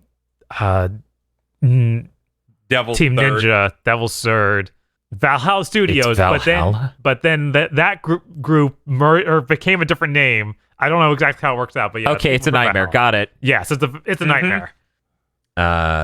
Then we had Guilty Gear shown off with the new character Ramlethal, which is from Guilty Gear Xrd. Xrd, yeah. So, we immediately said when she showed, I'm like, oh man, Phil won. I win. But here's the thing, Phil. We couldn't get a hard confirm on Shark Teeth in this trailer. Oh, they only show up really hard in her instant kill, which they haven't shown up yet. Okay. They did show a frame. I saw someone where there's A little bit of teeth, but not as Yeah, but aggressive. she does. They don't go full saw mouth until the instant kill. Gotcha. Ramlethal's cool. I like her. I'm glad she's getting added. Where's her shoes and pants? Isn't she wearing I think she flip-flops? has. She never wears Yeah, those. I think she has actual clothes now. She didn't in the last one. Yeah, I have no idea. I only didn't- saw this trailer once, so I barely remember. Yeah, she has like slippers on and has like a thing on one arm and one leg that are probably just because she's essentially 15. I think that apparently there's some story reason for like her arm and leg were damaged in some way in the last game. Oh, So now that they have that, like, Oh, that's cool. Guilty Gear plot. Great. very cool. Very Cursed cool. Content Backyard. Club, we watched that 3-hour video of the plot of Exert. Yeah. We had Everspace 2 shown off. Bob seemed pretty hyped for it. Yeah, it's supposed to be like Freelancer. It looks pretty cool. You get Yeah, to it fly looked- around your ships in outer space. Yeah, pretty neat. We also had another ship game shown, Hard Space Ship Breaker. That was pretty cool. That was in fact the one where you needed to go in and repair ships, right? Yeah, apparently you're not repairing and you're like breaking them down to sell parts. Yeah, but you need to take things out very delicately. Like there's a simulation around. Okay, the power is going to this ship this way. I need to cut off this before I remove this piece, or else the whole thing's gonna blow up and kill me. Yeah, you're a ship breaker. Yeah. And that's really cool that it's like, you really should have removed the nuclear engine. It's gonna kill us all, you jackass. But yeah, we had a nice like long video breakdown of him just doing it, and it looked like fun. Yeah, no, it was one of my favorite extended gameplay clips from this quote E3. We also got 13 Sentinels Aegis Rim launch date for September 8th. The English dub is going to be patched in later due to Corona. Fucking beer. How dare they? No, Casey, it tastes like piss. Don't. Yeah. I'm drink excited White for this Claw. because apparently Sakurai said this game's like incredible. Okay. like Masahiro Sakurai? Yes, like he wrote about like the development of the 2D like novel like story games like this, and how this one is actually really really fantastic. Huh. Like apparently there's a big push by a lot of different developers in Japan that are like they really hit something with this one. So I'm excited. I'll play it once the dub gets patched in. Yeah, I'm gonna buy. But I'll day buy it one. at launch. Won't play till then too, because I'm buying it. playing through a whole visual novel without a dub is harsh. It's unfortunate that they had to have that delayed because of that. I remember what was it? The director Yoko Taro was like, Yeah. "You need to buy He this told game." he told me that I have to buy it, so I will be buying it. He said that Vanillaware is important and must be protected at all costs. I will continue to protect Vanillaware until they release Muramasa the Demon Blade on something that isn't the Vita or the Wii. Yeah, that'd be great. Bet you wish you had a Vita TV. No, Want- they could still improve it more. It really needs to get off of there. I'm glad this game is done. I want a new Vanillaware game that's like their other games, an action game of some sort, something I can play. Don't worry, you've only been banging this drum since Big Think episode 1. There's still hope. There's still hope. And that was it for IGN. The IGN thing was excruciating. It was still more professional than the Microsoft thing last month, but it was We excruciating. still have more to go. Yeah, Not on no, IGN, IGN though. never ends. And he's saying And navigate future. us through these bullets. Bob, XO1 is that game where you're a frisbee, but when you hit sick ramps, you turn into a marble, right? Yes. That looked cool, but I have no frame of reference for what the structure of that game is and what a constructed, difficult level should be. They actually have that one, a demo of it on Steam, so I haven't played it. Okay. Unfortunately, your worries are well Knew it. placed. Knew it. That demo is literally just, here's a field, do the thing. Oh, cool. It's like all of those demos of a Sonic 06 engine. Yeah, it's really frustrating because it could be very cool. just have a structure to it, but it seems like they don't have one. I need who to knows talk if to they you. fix that? I need to talk to you about your level design. You should design some levels. That'd be neat.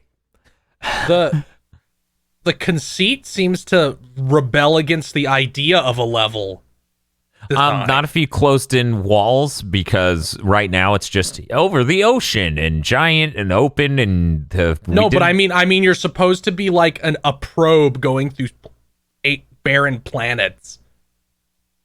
It seems like there's some vague plot, but nothing solid. It's just there. It'll flash pictures of astronauts, and I think you're supposed to be sad. Environmental storytelling. Great. Yeah. Next up, we had Scourgebringer, which everyone was like, is this a Towerfall people? Is this Celeste? Who made this? Turns out not them. But it's a cool pixel art game with sword and action combat heading to the Switch. Yeah, I think it's already out on PC, but this is just the Switch announcement. But we hadn't seen it, and we all seemed interested, so I figured we should talk about it. Yeah, It looks cool. absolutely. It is already early access on PC. Okay. Yeah. It looked cool.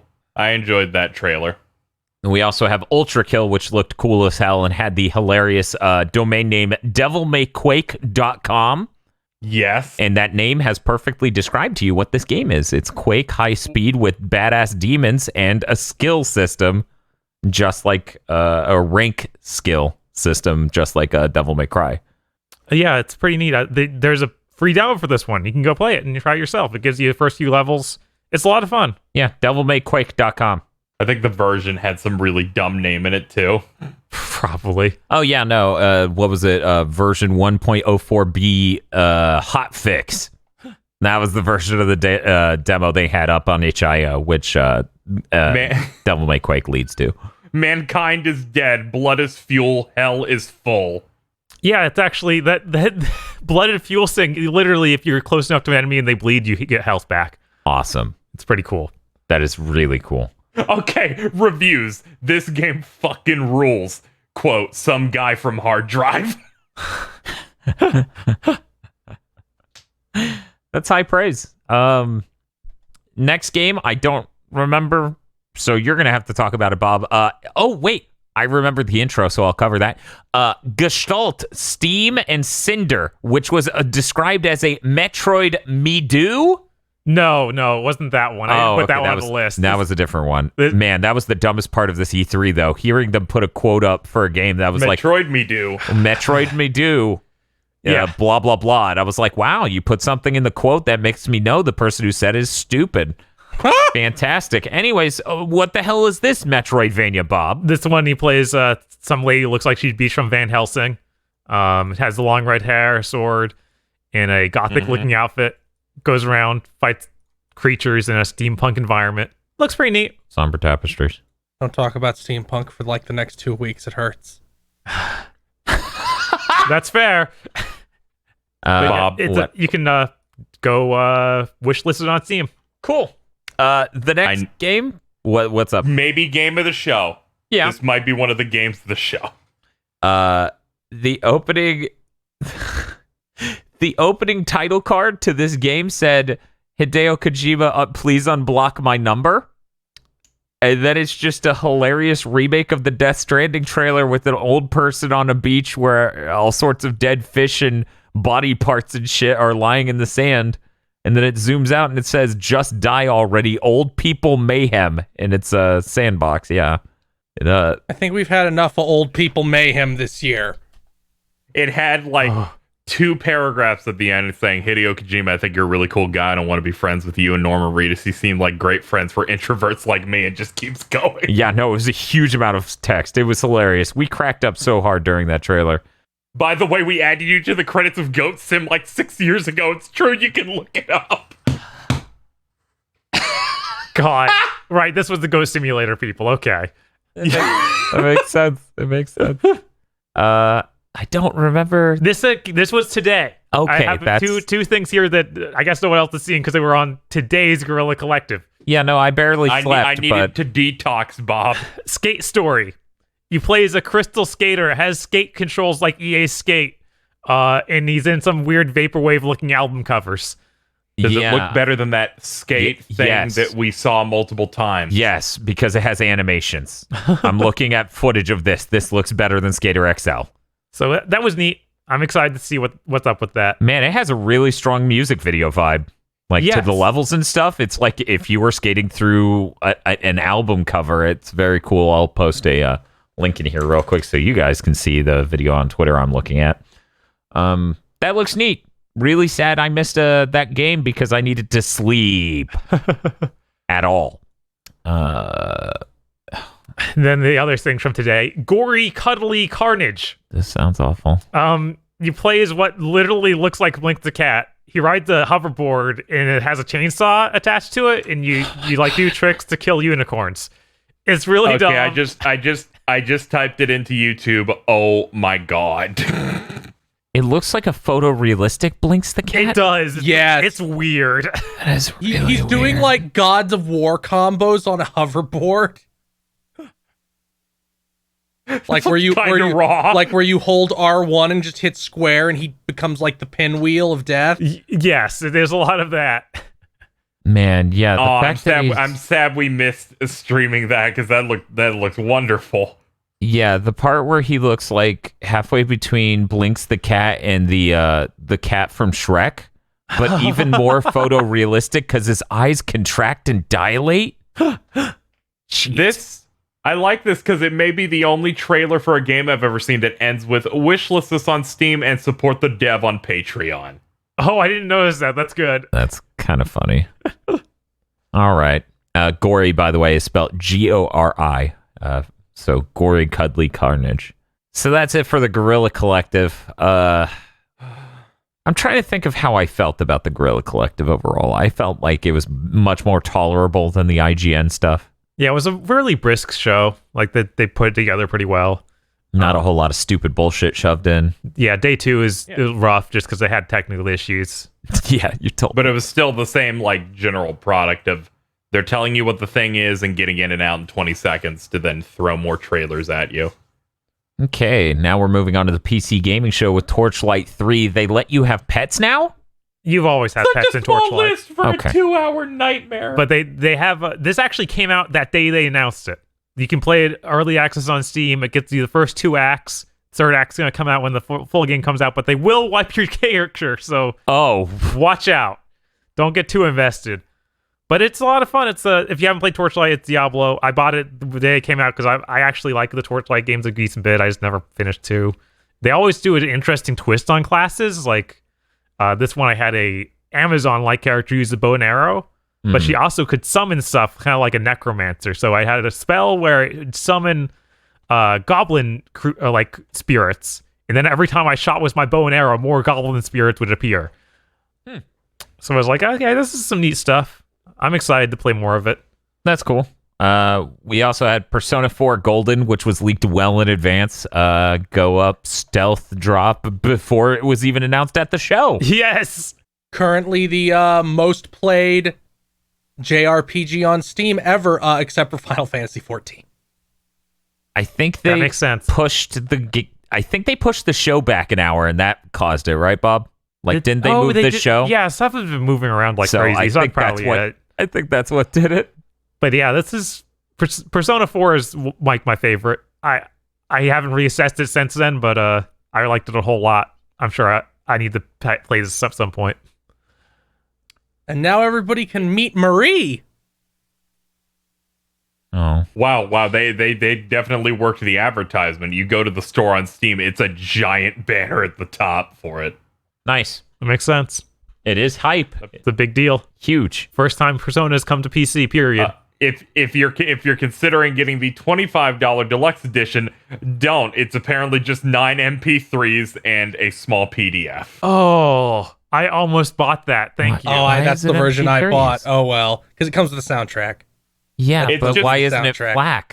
Yeah, that's really bad. Guilty Gear Yeah, Strive isn't even out, and I can buy the fucking song from that in lossless quality on Steam now. Here's why. Because from what I gathered from tweets from people who worked on this, Japan was not Atlas Japan was not involved at all. It was all U.S. and Europe.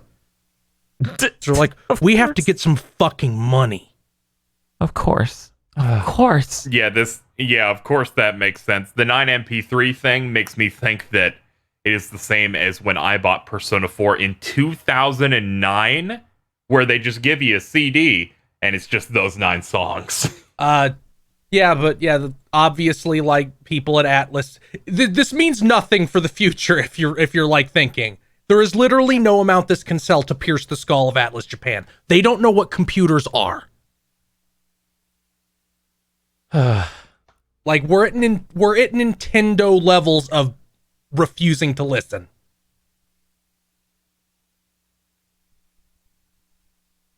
All right, we should probably move on. I mean that just means the Western studio can just port them then. If they did this, then they might be capable of doing other things. So, I don't know. It did seem cool that the entire Japanese Persona Twitter account just went back to Teddy again.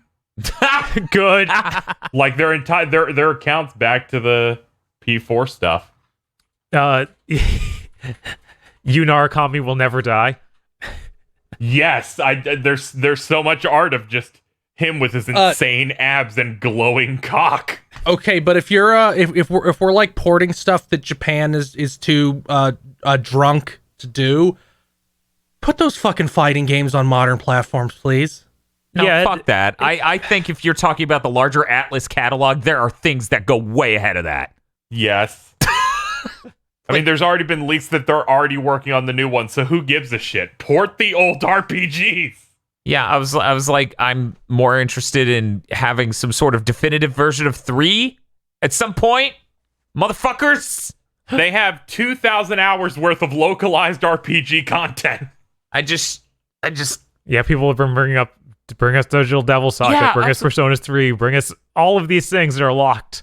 Or Nocturne. Yeah. Fucking Nocturne. Jesus Christ. I said, bring over the Wii Trauma Center games, just use your mouse. I would love that. That would be great. They need to escape They have the Wii. 3 of those. The last one I really, really liked. But yeah, I don't know. What else we got? That's promising, but Bob. Fate Tactics. They showed this off. It looked like Final Fantasy Tactics Advanced. Straight up. Yeah, very, very similar, but with a worrying amount of card mechanics, because everything in this show had to have card mechanics. This E3 I'm not a toxic gamer bro like Bob and can respect different game approaches. Can we say it's different when 12 games had it? Yes, because there's 10 million games in the world. Okay. Then they showed off Potionomics. Which looks like a mix of Atelier, Reciteer, and Overwatch. That is the most insane combo ever! It's only Overwatch in the style of the characters when they're in 3D mode, but they go into 2D mode and look completely different. Yeah, they literally look nothing like that in the 2D mode where you get to see things outside of the shop.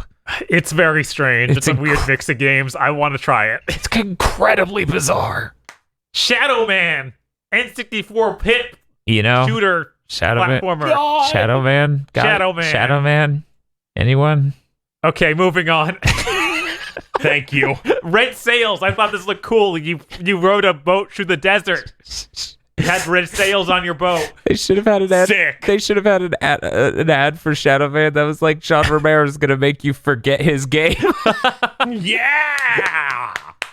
I played Shadow Man on the SD64 as a child and could not figure out what to do because that game is a complicated mess, if I remember right.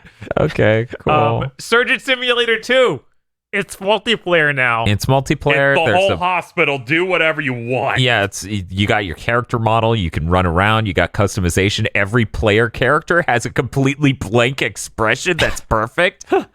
And you can customize some parts of the hospital. It's very cool.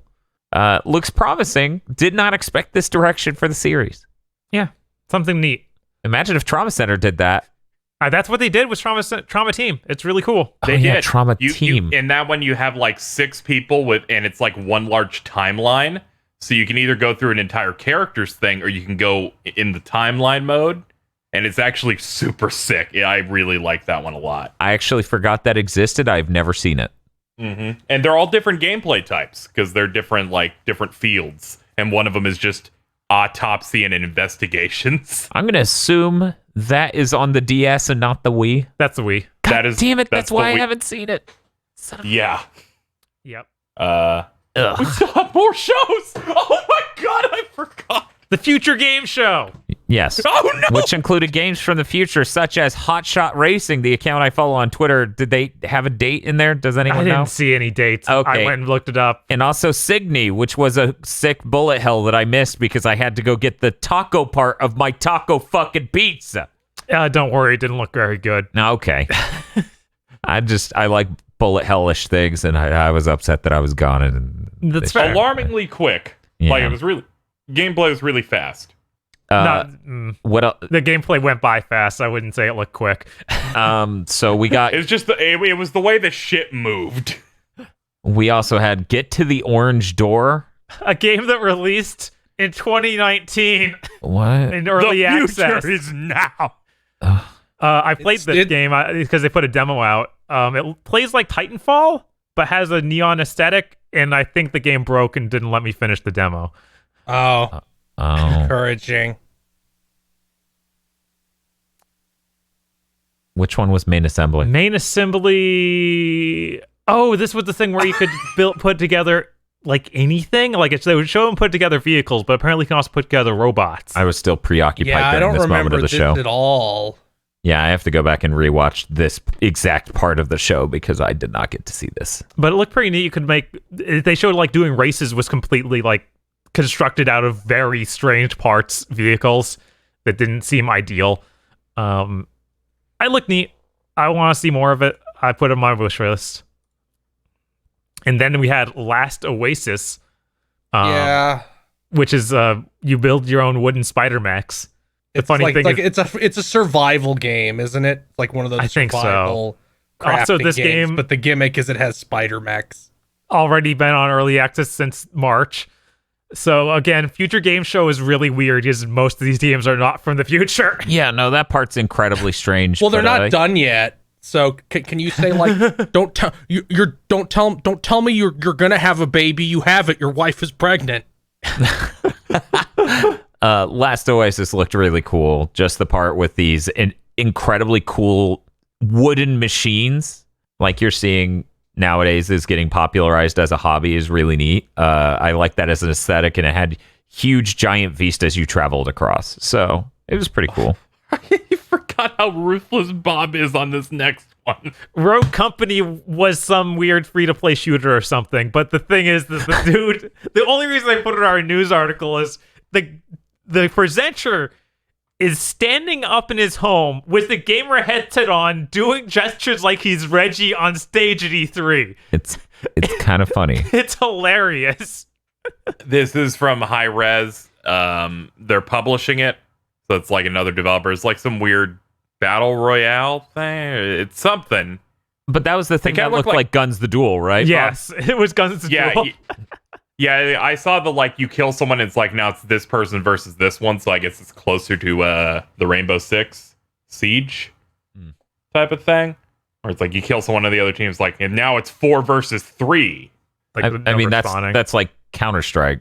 You know, you kill someone on the enemy team, they stay dead until the round's over. right. Yeah.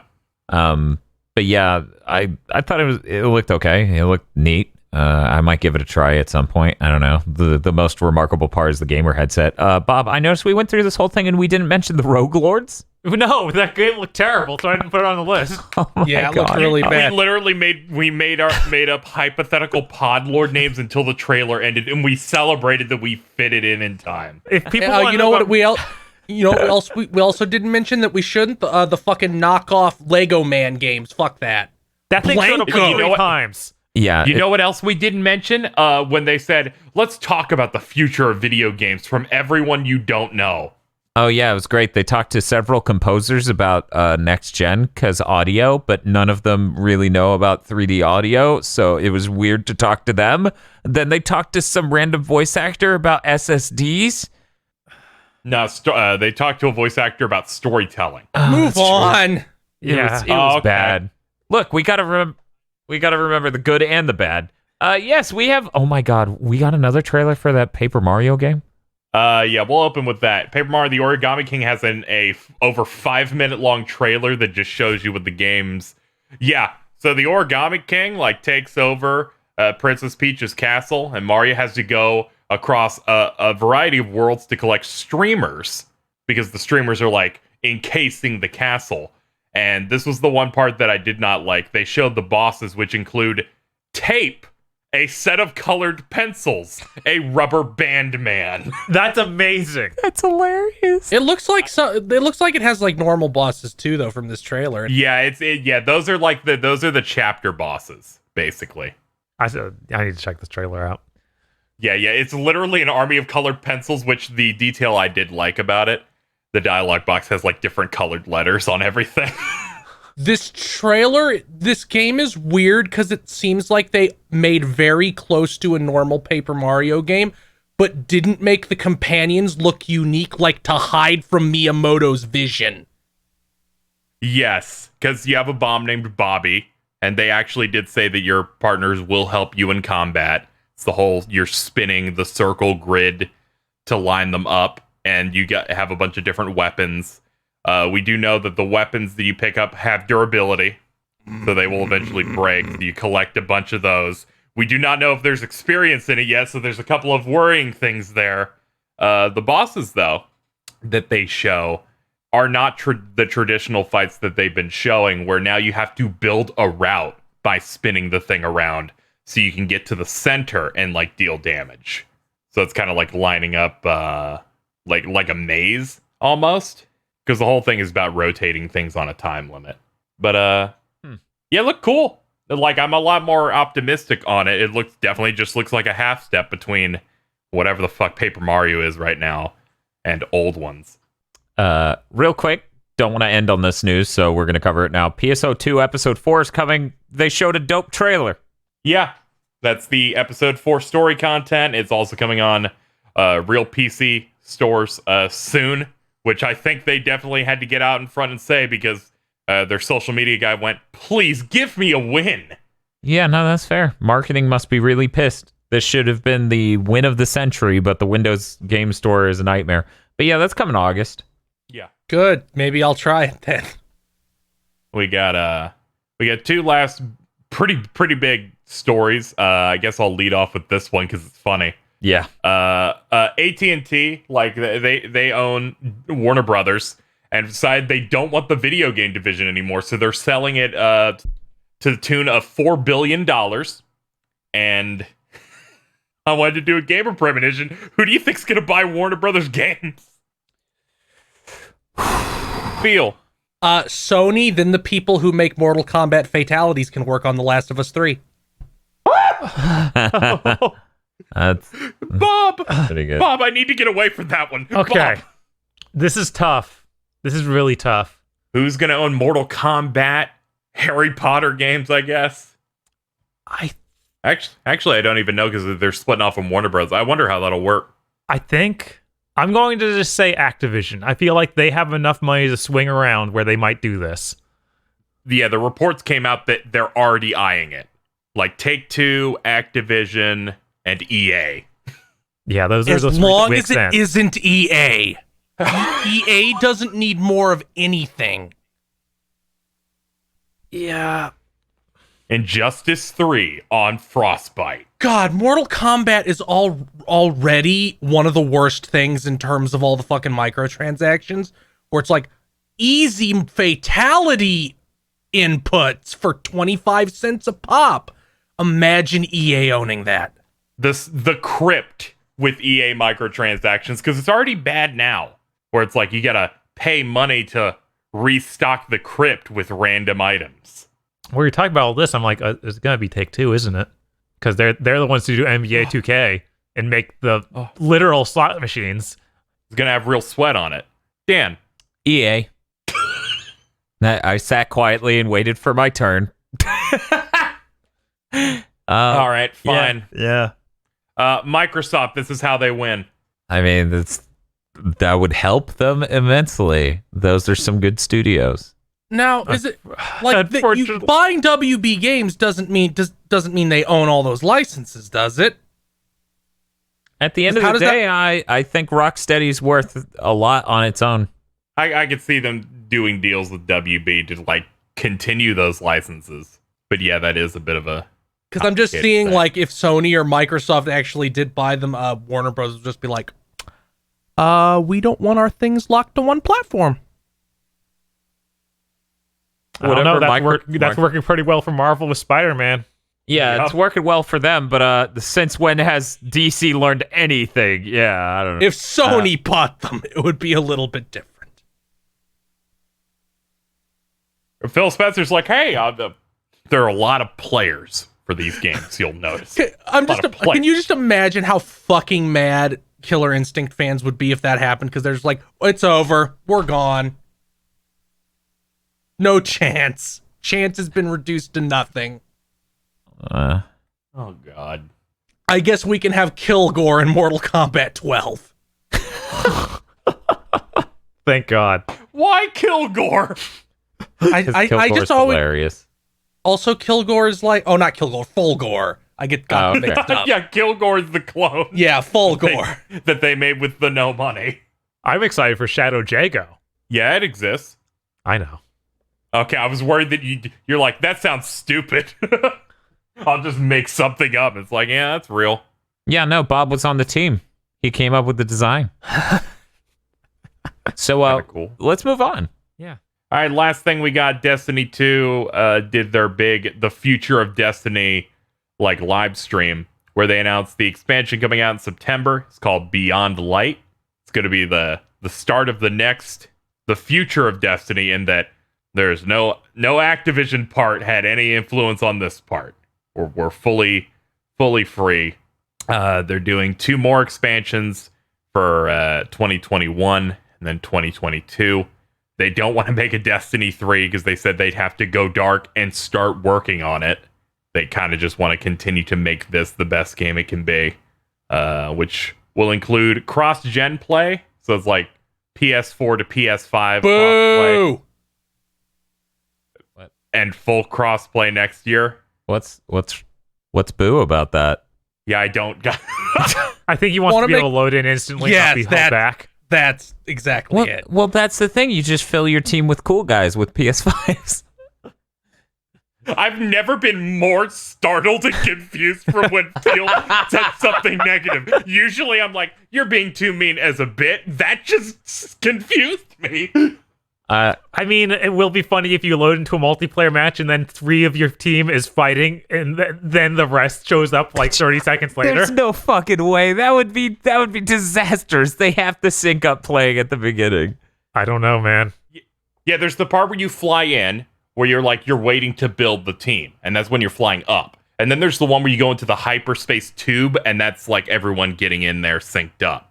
So you'll just be in that tube for longer Which is for disgusting. PS4 players. Control. Fight to get the points, Guardian, because the enemy team was here 25 seconds ago. Oh, fuck, Shax, can I get some assists? Yeah, you Buy can a assist yourself by PS5. buying a PS5. I'm really glad about the cross-gen play. I'm more excited about the cross-play across everything that they're planning for next year. That's great. That's fantastic. That's what Destiny needs. Didn't they say something about 4K 60 during this event? Yes, they said they have On next-gen consoles. Yep, next-gen consoles, 4K 60, Series X, and PS5. Hell yes. That shit They are looks introducing- unreal. They're introducing the content vault, where they are just going to each year look at the stuff no one's playing and then just put it in a place where you can't play it anymore. They're just taking it out of the game. Yeah, that's Because they're like, if we continue supporting this game for this long, our game is going to be 400 gigs, and you're going to get mad that it's 400 gigs, and we cannot manage all of that. yeah, that is an issue. Because I thought about it in regards to that Hitman news, where it's like you can have both games in Hitman 3, and I checked. I have everything for 1 and 2 now. That's 95 gigs. Yeah, that makes sense. So, yeah. So it's just games are going to get huge. Games like this, especially the games that just Yeah. keep adding more and more shit, for Mhm. sure. They did a good job of like being really transparent in describing the vault and how they're doing it, and also knowing, yeah, this also means that we're bringing back. I think they said it was the Cosmodrome from Destiny 1, Oh, cool. like the Earth space. That's coming back. next year, the Vault of Glass raid is coming back from Destiny 1. Cool. I know a lot of people played Destiny 2 at launch and were sad that Destiny 1 wasn't in Destiny 2. So I think this is a pretty good way to move things for those people at bare minimum. Yeah, they're doing some really, really good moves there. Hopefully they're bringing all of the multiplayer maps, like those hopefully won't go into this vault. I feel like that's a really important part of the game, like competitive multiplayer zone should just be it seems always like in. activities, like you know, they were mainly talking about strikes. Like they mentioned how many strikes they have now, and I'm like, yeah, there's some that when they pop up, you go, oh, these. That's fair. There's always a ton of audio and other things attached to individual strikes, so that makes sense that you just could take that out and then leave in whole worlds. Yeah, but maps for like PvP makes sense. Just keep on having different stuff there. They're gonna do a Splatoon thing where you can only fight on 2 maps. Kill me. I would just uninstall it. I would never touch it. What, every time you launch the game, Shaxx appears on a TV saying, "What's up, Guardian?" Now that I would be in for. That would be amazing. Today you will be battling on these maps. Bungie is just like, we're putting the Song of the South raid into the Destiny vault. We're out of news. But not because we're apologizing, but because it's so good it needs to be preserved. All right. Hey guys, what are you doing in the next week? Oh, I'm gonna die while streaming a shit ton. Oh, that's great and interesting. Thank you, everyone. Did you know that EA is doing a thing when we normally record Big Think? Fuck off, they are. Thank you for listening to this episode of the Big Think Dimension. If you would like to support the GB Podcast Network, head on over to patreon.com/GB Podcast so that way you can get exclusive behind the scenes on stuff, other content. There's a lot of content. It's basically non-ending avalanche of content. So head on over there, become a $5 backer or a Podlord today.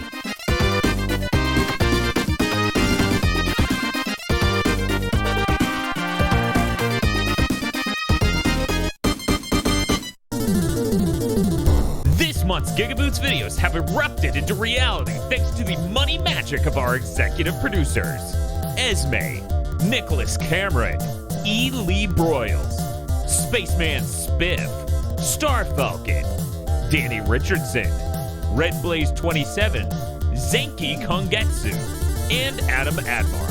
Thank you very much to our executive producers. And also these guys. If you want to become powerful like our executive producers, you can head on over to patreon.com/gigaboots today.